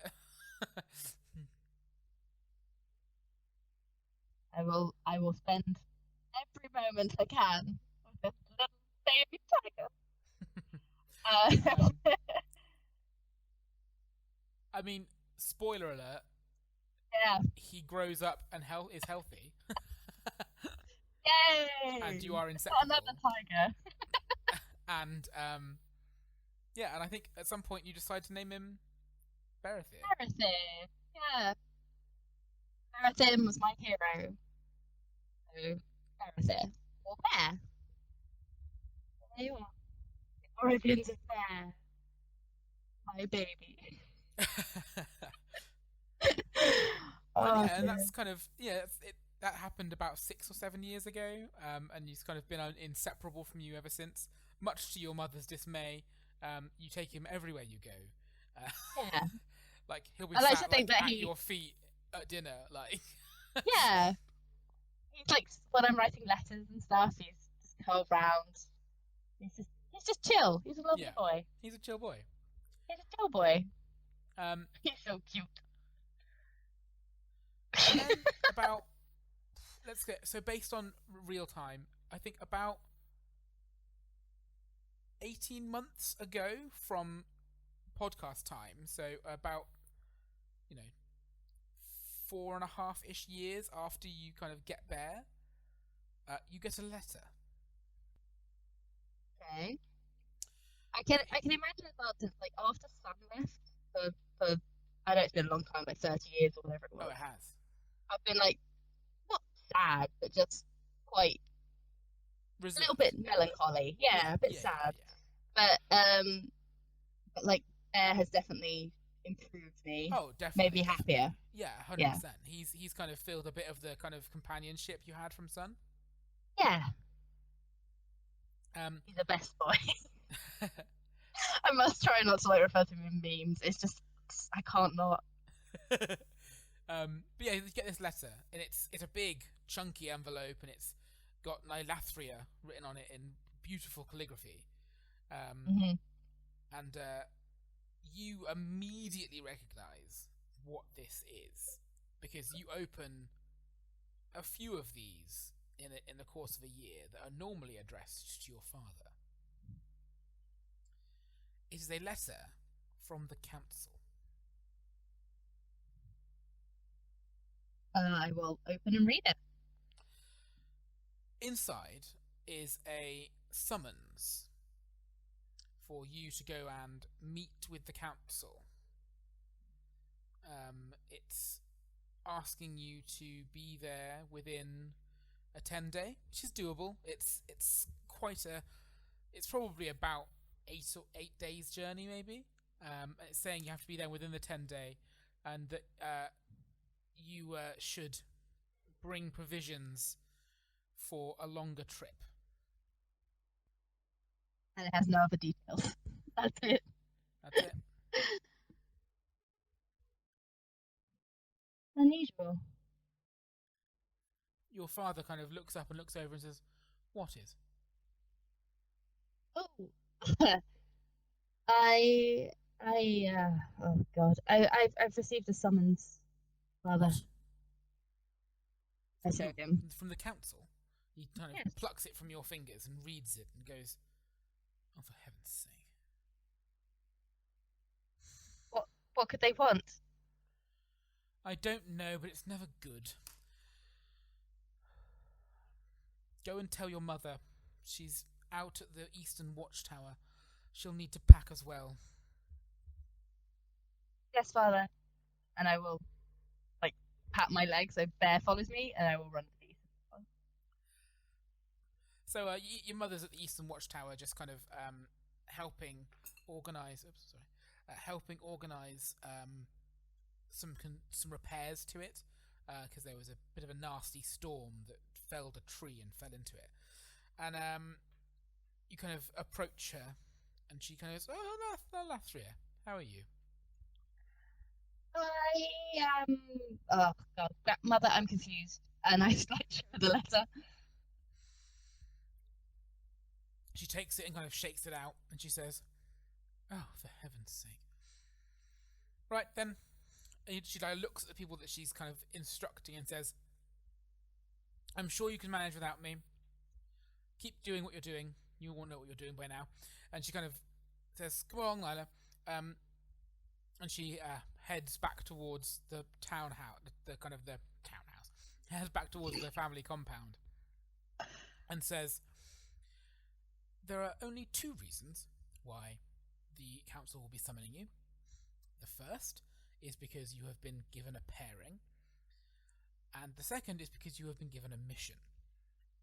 The fact that they're asking you to bring provisions for a longer journey suggests that if you have been given a pairing, that pairing is somewhere quite a long way away from this village.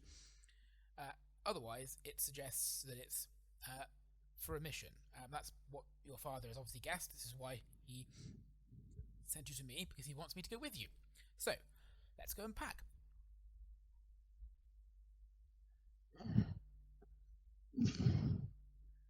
Okay. And I'm just gonna like run to my room again and just like pack my stuff, but also be full of trepidation because I'm like, mission good, maybe mission good. Pairing not so good. Oh god.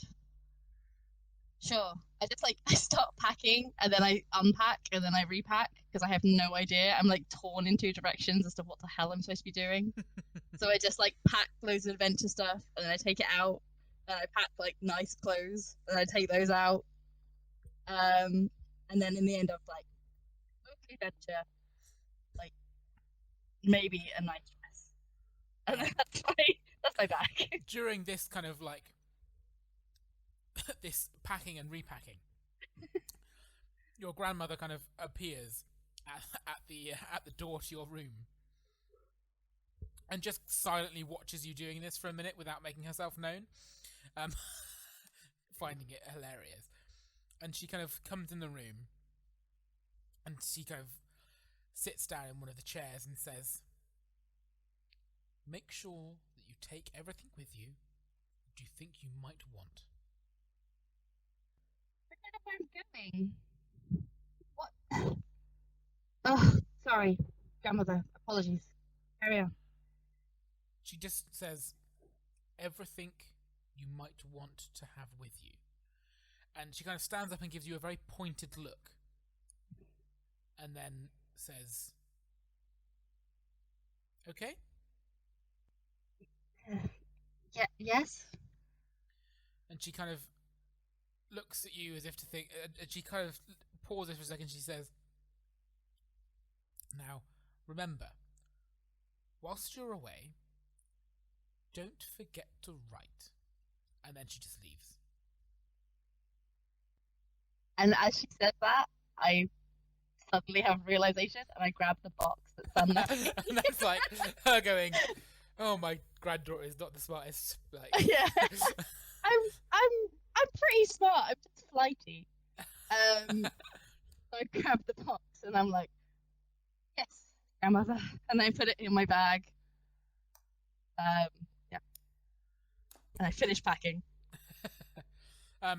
Your mother is like insisting you leave straight away. She's a bit antsy about not being able to get there in time.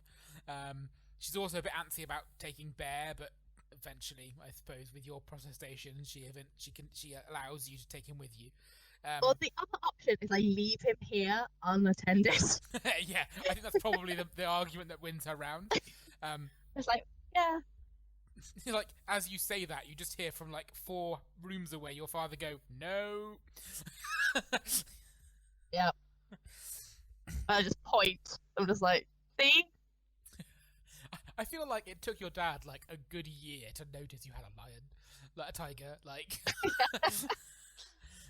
one day he was just like tripped over it or something. It was like, what the? I thought we just had a very animated rug. Yeah, so you kind of leave in a bit of a hurry. You kind of give your grandmother a hug, give your father a hug, and you and your mother kind of head out. You mainly walk. There is a few places where you have to kind of come down from the trees and walk on land. You head up to you go basically straight north out of the village, town type thing, and you get to the river that runs straight through the center of the Dwarven Forest. It runs straight through the middle of the Elven Forest. That would be the Dwarven Forest and the Elven Mountains. That would be a good one, wouldn't it? I think we'd both die.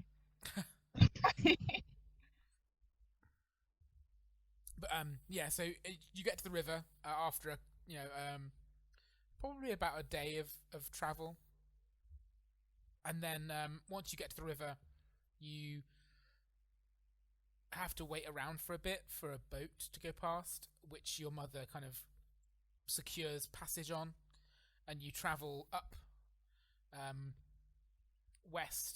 across west to the lake where the kind of the unofficial capital of the elves is, which is where the council sits. And essentially, it's just the central point of the forest. It's not really a capital; it's just the central point of the forest. It's essentially the heart of the forest, is what it's called, and that's where you end up. And it takes you a while. It takes you about 8 days to get there, but the journey isn't particularly eventful, other than the fact that you have a lot of, this is the furthest I've ever been away from home. Oh, and now this is the furthest I've ever been away from home. And there's like lots to see, and Bear probably doesn't travel very well on the boat to begin with, but he eventually gets used to it, and lots of things like that. Lots of firsts. Yeah, I'm loving it. I'm like so excited. This is the most fun I've had in forever. Yeah. But I'm trying to hide it from my mum a little bit. I'm trying to be like, yeah, this is fine, but really inside I'm like, it's so good, so happy. I think she can see that a little bit, and it does make her happy to see you happy, I think. She's kind of like, although she's kind of worried about what this could be, she's kind of almost glad it's pulled you out of what has been quite a long funk. Yeah. So you get to the Citadel, and when you arrive, you are kind of said, oh, the elves there say that the council are happy to see you whenever. The fact that you've arrived early is fine. You can go and see them whenever, and your mum's kind of says, okay, well, we'll go and secure some rooms, and we'll I think your family probably has some rooms that just are theirs that they can stay in when they go to the Citadel. Your father goes to the Citadel, on probably a yearly basis to speak to them, because it's quite a powerful family. And you end up at the Citadel, and these rooms are absolutely beautiful. They're kind of gorgeously furnished, and they're very intricate and ornate. They're definitely kind of rooms you use to show people how wealthy you are, type thing. Mm-hmm. And your mother kind of says, do you want to go now, or would you like to wait till the morning? I think morning is probably best.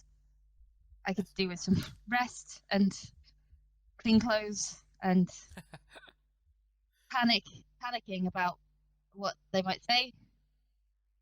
Plus, I get Bear settled. It's a new place. He's a bit uncomfortable, and like he's probably just fast asleep the first place he is. Yeah, it's just like, your mother's like, yes, Bear needs time to get his bearings. Yeah, and she kind of puts her hand on your face and says, have some rest. I'm just going to pop out. I have to say hello to a few people. You know how it is. Take some time, have some food, rest, relax. I'll be back this evening, and in the morning we can go and see the council. Yeah. Thank you. And she kind of gives Bear a little scratch on the head as she leaves, and says to him, kind of with a hint of sarcasm, now you relax. Like he's like obviously like asleep, and she's like, now you relax. Like, yeah, it gives you like a knowing wink almost. And he's kind of on edge. He can't. Yeah. He's look at him. He's frantic. I will take the evening to probably a lot, and just my mind is just going crazy of like what they want to do. Is something happened to Sun is like always on the back of my head as well. Like maybe something happened to Sun and then you need to go get him, or maybe he's maybe he's dead, or maybe he's evil now or something, or maybe they want me to marry some idiot. Oh god. And I'm just gonna like that's my evening pretty much. Just like really doing a good job relaxing. Yeah. I'm great at this. So the evening passes. You probably get tenser and tenser and tenser until your mother comes back with some like fruit and things, and it's just like relax, eat, and just kind of you probably spend the rest of the evening just kind of nattering to her nervously until you both kind of go to trance for a bit. Yeah. And That sounds right. morning comes and you kind of wake up with the sun, as you always do, kind of like, you know, you become aware again, as it were, early up, and your mother kind of has awoken, I suppose, before you, and has kind of laid out the clothes that she thinks you should wear, and is just kind of not really saying anything, but just busying around the rooms and stuff, giving you some space. She pours you some hot water into a basin to wash yourself with, that sort of thing. Yeah. She's just kind of being a presence to kind of make you feel a bit more at ease. Yeah, I'm very appreciative of that. I'm kind of spiraling. So yeah, I will get myself freshened up and change my clothes. I imagine she's put out something I would not normally wear out. Absolutely. Like, yeah, something a bit fancier. It's like absolutely gorgeous, like floor length, like pale blue, like almost like robe tunic-y dress type thing with like the long sleeves and the, you know, kind of big skirts. Yeah, sure. And yeah, and she does your hair for you. Oh god. Okay, sure. I allow it to happen. I allow it to happen. I have no choice. And she then kind of kneels down in front of Bear and says, "You have to stay here." And then she looks at you and says, "He has to stay here." I don't know if the council would allow him, but I don't want to take the risk. Yeah. I think maybe that's for the best. And your mother says, "It's okay though. I got him a treat." And she pulls out like a slab of venison from like, and just like kind of flops it on the floor in front of him, and he's just like, "Okay." Just like, nice. He's just cheers, like, Grandma. like grabs it with his mouth and just pulls it slowly towards him whilst making eye contact with you. Like, yeah. I'm definitely going to miss you, honest. This is no substitute for your love, I promise. Exactly. Yeah, I will hug Bear, and then I will, I guess, grab a little handbaggy thing, and then I will head out to my mother. So yeah, it's not like trestles or anything. Like it's not horrible to move in or anything. It's like, you know, it's functional, but it's just much more formal than you prefer to wear. Yeah, I'm very much like a leather armor kind of person. Yeah, exactly. Nice. So yeah. So it's not a long walk to the council chambers, which again is a signatory of your status that you don't have to go far to get to the council chambers. And you walk in, and it's quite overwhelming actually, because the council chambers, it's everything you would expect council chambers to be. It's a big, wide, open floor. The teardrop this is in is humongous. It's actually suspended by like 6 huge oak trees that are like hundreds of thousands of years old, as far as anyone knows. And it's suspended. It's actually one of the few teardrops that's spire, as it were, like it's like a point at the top, actually peeks out through the top of the canopy, giving it a kind of a sort of like a Taj Mahal-y almost kind of look to it. That's pretty cool. Yeah, so kind of like it's right at the center of the forest. And it's this massive building that's just hanging out of the boughs of these 6 huge oak trees, and it's a big open forum. This beautiful wooden floor that's been all carved with these scenes of ancient elves creating the forest and living one with nature, that's then been kind of resined over, so it's those tables you can get that are have got the really deep reliefs on them that you then put a sheet of glass over. Yeah. It's like that, but then it's almost like a resin has been poured over it, so it's this clear. It's quite weird to walk on because there are bits you feel like you should fall into, but you don't, because it's obviously they've got this clear resin over it. It's like a history of the elves carved into the floor of this thing. That's some fancy shit. Yeah. Just saying, super fancy. And then round the outside of this building, this beautiful floor, is 12 beautiful, grandiose, ornate chairs that each has an elf sound, and each of these elves looks old. Some of them are younger, some of them look like your grandmother's age maybe, but one of them, one or two of them, are absolutely ancient. Just from kind of stories you've heard about the council, that one of the elves here, and you think you can probably guess which one, is actually 402 years old, which is the oldest elf that's ever lived, as far as anyone knows. That's pretty old. He was alive before the fall of magic. I am trying not to be too overwhelmed, and I am trying to remember my grandmother's training as much as I can. And I will. Is there a clerk I have to report myself to, or something? So you kind of step into the room, and I think the council give you a moment to kind of take it in, and then one of them says, "Nylathria, Folangixan, come forward." I side glance at my mother. She nods. And I will walk forward and see, maybe? I don't know. Maybe they don't care to. I will do whatever formal respect. Yeah, probably kind of a little kind of small little bob almost. That's probably most appropriate. And the man who spoke to you is one of the 2 very old people. He's not the oldest looking one, but he's one of the older ones, and he says, "Nylathria, you have been chosen to represent the elves in a matter most important. You, my girl, are to leave the forest."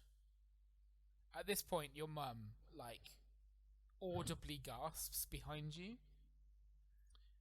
And then you can almost hear her make an actual effort to recompose herself. I brought bear.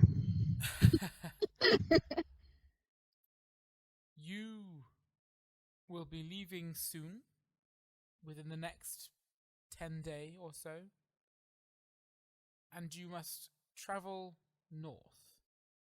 We have prepared a boat for you to take you north, to take you west.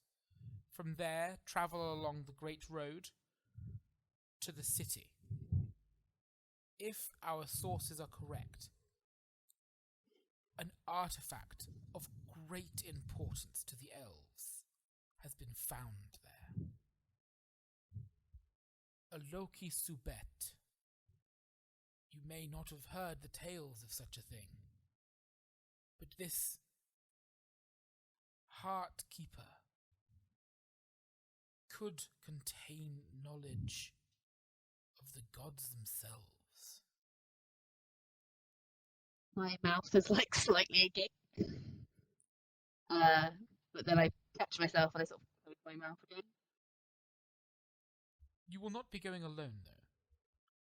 As is fitting, as is fitting for one of the Folang Ixen, the one to join you on this quest will be a daughter of the Grelen. Usama, come in. And a girl who looks just about as terrified as you kind of walks in the door. Next to her is a woman, looks a similar age to your mother, who looks pretty much as the same expression as your mother on her face. You girls must travel together, for it is your families that created this artifact, if our sources are correct. Because of this, only you may handle it safely. The Lochi Subet is a powerful artifact that was once used by the ancient elves to bind families together. They were a promise to be true to one another and to help each other always in times of need. We need this information now more than ever. If the augurs are correct, dark times are coming. This Lokchi Subet could contain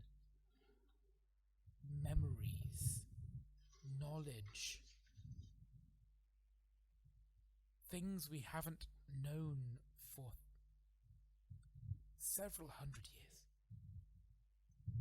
This is why we are sending you to retrieve it. I'm sure you have questions. I want to look at the girl who I've been paired with, not in that way, but in terms of my mission. Yep. She kind of looks at you as well and does the kind of awkward, wide-eyed grin, like, hi. This is weird, isn't Nice it? to meet you. We're going on a quest. Yeah. I will take a step forward and I will bow my head. I'm very honored to have been chosen for this quest, as I'm sure my new friend is also. I have never left the forest before. How do I find this artifact?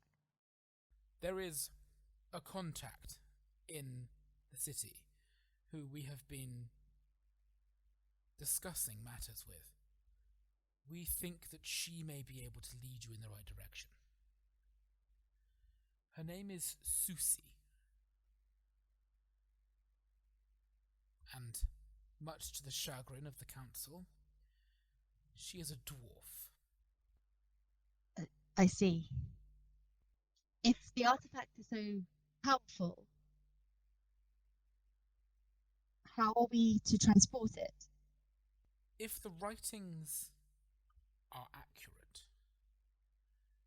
it should already be it should already be contained in a storage vessel that will allow it to be transported safely. I will look to her to see if she's got any questions, or if she's just still dumbstruck. She's Nyla has... not dealing with this quite as well as you are. No, I imagine not. Okay. I will look back to the elders. I have been taught, and we are taught, that the non-elven races are often unkind to those who leave. Elves who travel. Any Yes. advice?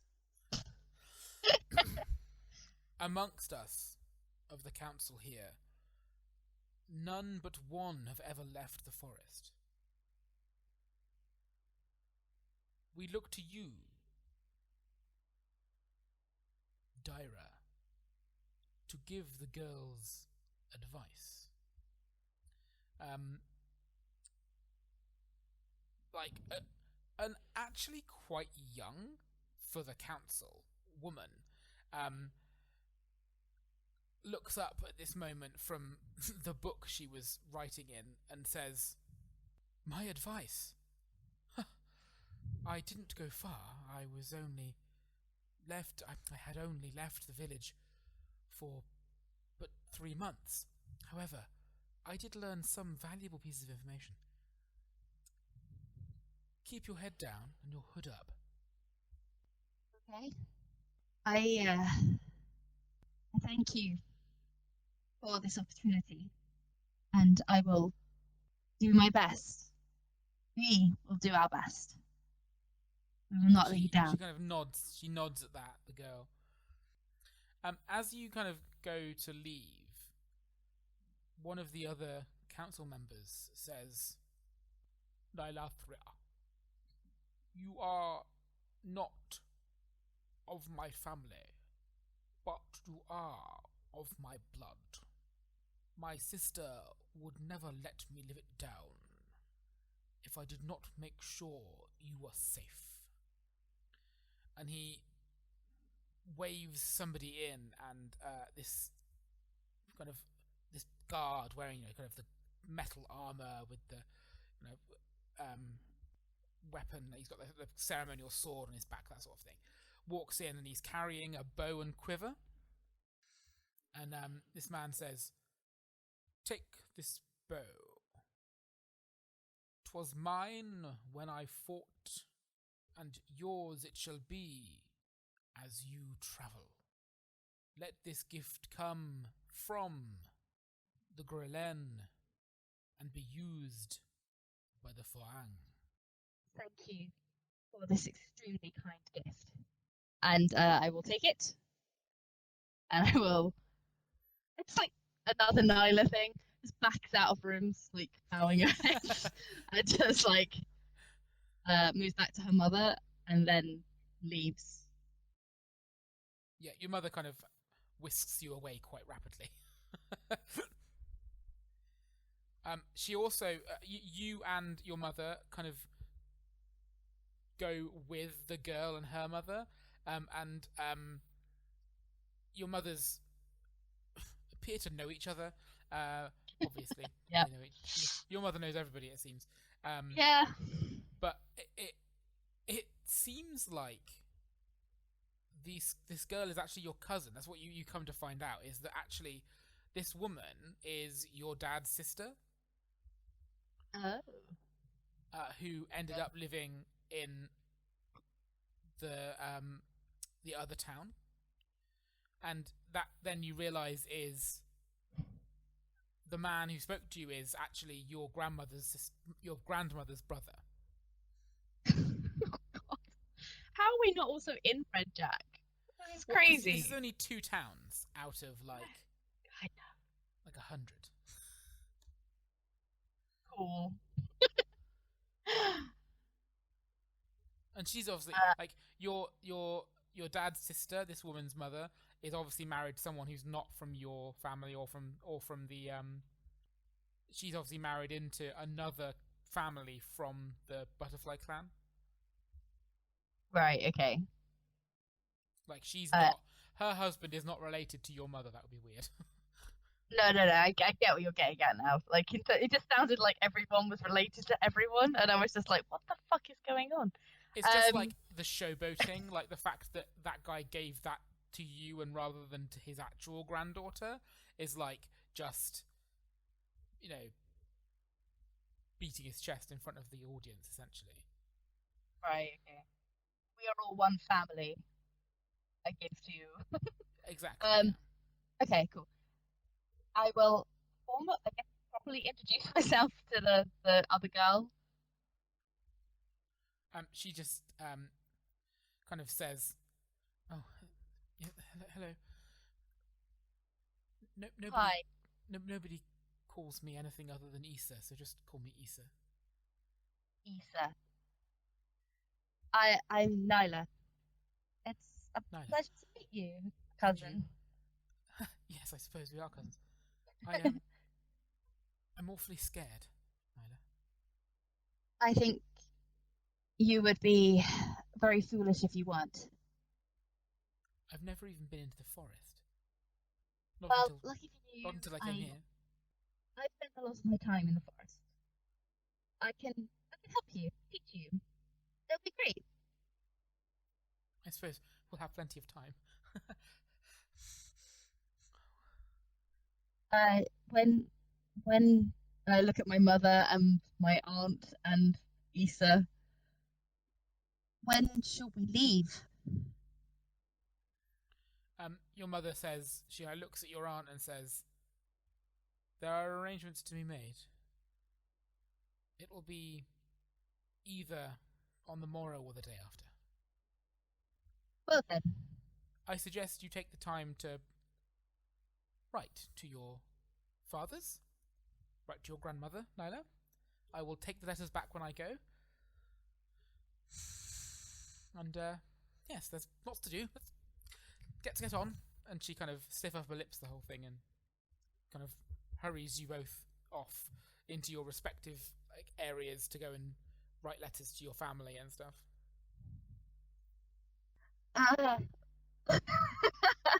Okay. So, I will obviously write a letter to my father, explaining the situation. I imagine my mother will go back and be mad about it, and to fill him in on more details, so I'll keep it quite brief. Mm-hmm. But just yet again, I love him. I will miss him, and I will come back as soon as I can. And to my grandmother, I will say, I will come back as Nylathria came back, a better elf. And sign it, Nyla. And there. Because she loves him. She loves him really. Oh, 100%. Your grandmother's got a real soft spot for Bear. Yeah. She like bakes and stuff. So yeah, so I will write the letters and hand them to my mother. And I imagine my mother is not a happy bunny. Oh no, she is livid. Apparently, so she says to you after the others have gone. She said, I did do my best to avoid this. I went to see the council yesterday when we arrived. They refused my pleas to not send you. I'm sorry. You don't need to be sorry. This is... Well, I can't say what I wanted because I didn't know this was ever an option. But I'm thrilled, Mother. I could be a hero, help our people in a way I never thought possible. And I'll be fine. I have Bear. And I look at him sleeping on the floor. Your mother's face is like stony, and she says to you, it's bad enough I have to have an only child. Why too must they take her from me? I want to take her hands in my hands. I will come back, Mother. I'll be fine. She'll say to you, you're not the first one of my children to promise that. And then she kind of claps her hand to her mouth as if she realizes what she just said, and she just leaves the room. She can't bring herself to say any more because she doesn't trust herself. I just lie on the floor next to Bear. Am I doing the right thing? I look in his eyes. He just is he just blinks at you slowly. I will just wrap my arms around him and start packing again. I don't need my fancy dresses now, do I? I'll take one, maybe. Just in case. Who knows? And I also inspect the bow I've been given. Just it's a nice bow. Yeah, I would imagine it would be. But it's slightly too ornate, but it's a nice bow. Okay, well, fair enough. So I will. Yeah. I will spend the rest of the day just making arrangements. I'll write a letter. Oh god, I'm gonna write a letter to the boy that has been pursuing me. Like the most, the one who's been the most adamant. Yeah. And I will explain that. Unfortunately, I'm afraid I have to leave for a while, and it's not a right time for us to be thinking about futures. So I apologize, but bye. Um, see you soon. Like it's very weirdly, awkwardly phrased. Yep. But I will, yeah, and I will add that to the pile of letters for my mother to take back. So I don't know. At some point whilst you're packing, your cousin tries to come in, like goes to come in to like kind of ask you if you have everything you need, and like she walks in the door and immediately is just screams, like Oh yeah. like she is just like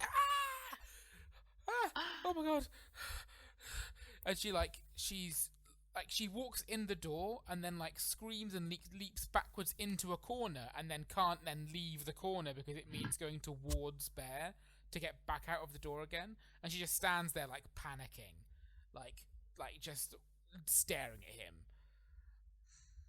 I look at her and I look at Pear, and then like takes me a second, but I'm like, oh yeah, people are afraid of tigers.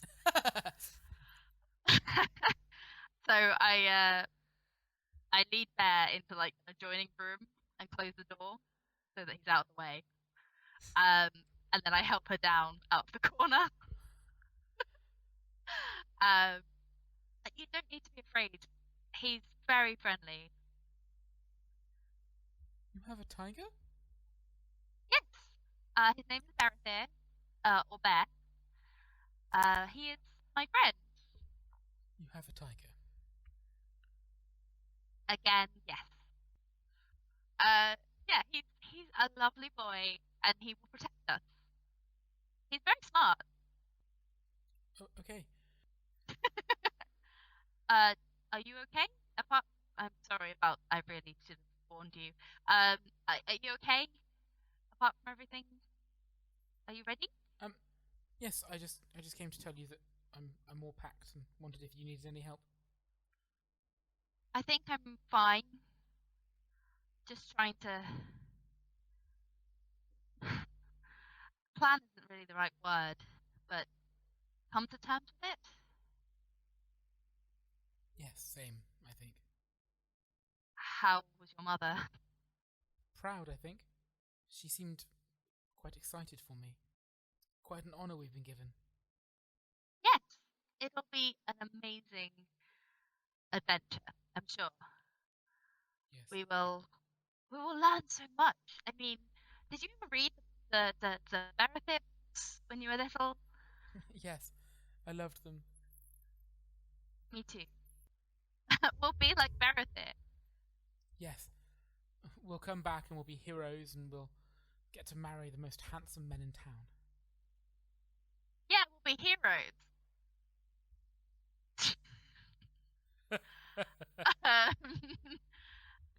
Anyway, I'm gonna finish packing. How about we say we leave first thing? I will pick up some food and things, and we will meet at. What did we say we're leaving from the north or from the west? West. To the west? Okay, we'll meet in the western gate, and then we will set off. Yes. Okay. I'll see you in the morning then. Yeah, I hug her. It's She's like- fine. She hugs you like a bit too tight. Poor girl. Good night. Good night. And she leaves. Yeah, so I spend the rest of the night just excited. Yay! Yeah, and I think it's the leaving in the morning is okay. Like your mother's a bit stiff with you, but other than that, really, there's nothing. She's just upset that you're leaving, but she doesn't really know how to deal with that. No. Because she's kind of upset, but she is also kind of begrudgingly proud, I think, which is the problem. Uh, she's always enjoyed adventure as well, but never got to do it to quite this extent. So I think she's probably quite proud of you, but at the same time, she's sad. She's kind of losing you for a bit. And so you leave the next morning. Everything goes as you kind of expected it to. You get a little plan that you've been given from the council of like where to head to. You're told to leave from the western gate, go all the way up the river, which is almost to the Hollow Range, which is where the dwarves are, and then just to kind of head towards a town called Final Rest. And then from there, the path will be a straight path all the way to the city. But yeah, when you leave, the last thing your mum says to you is, I tell you to make sure to write, but I don't know that you'll be able to get letters back to us. So here. And she hands you a little leather-bound notebook and says, write it all down, and you can tell me all about it when you get back. Thank you. And I will just wrap my arms around her and hug, and I'll make you proud. Hug you back and kisses the top of your head.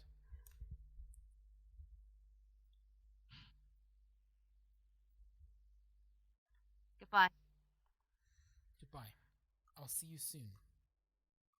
Yes, you will. And then we start our journey.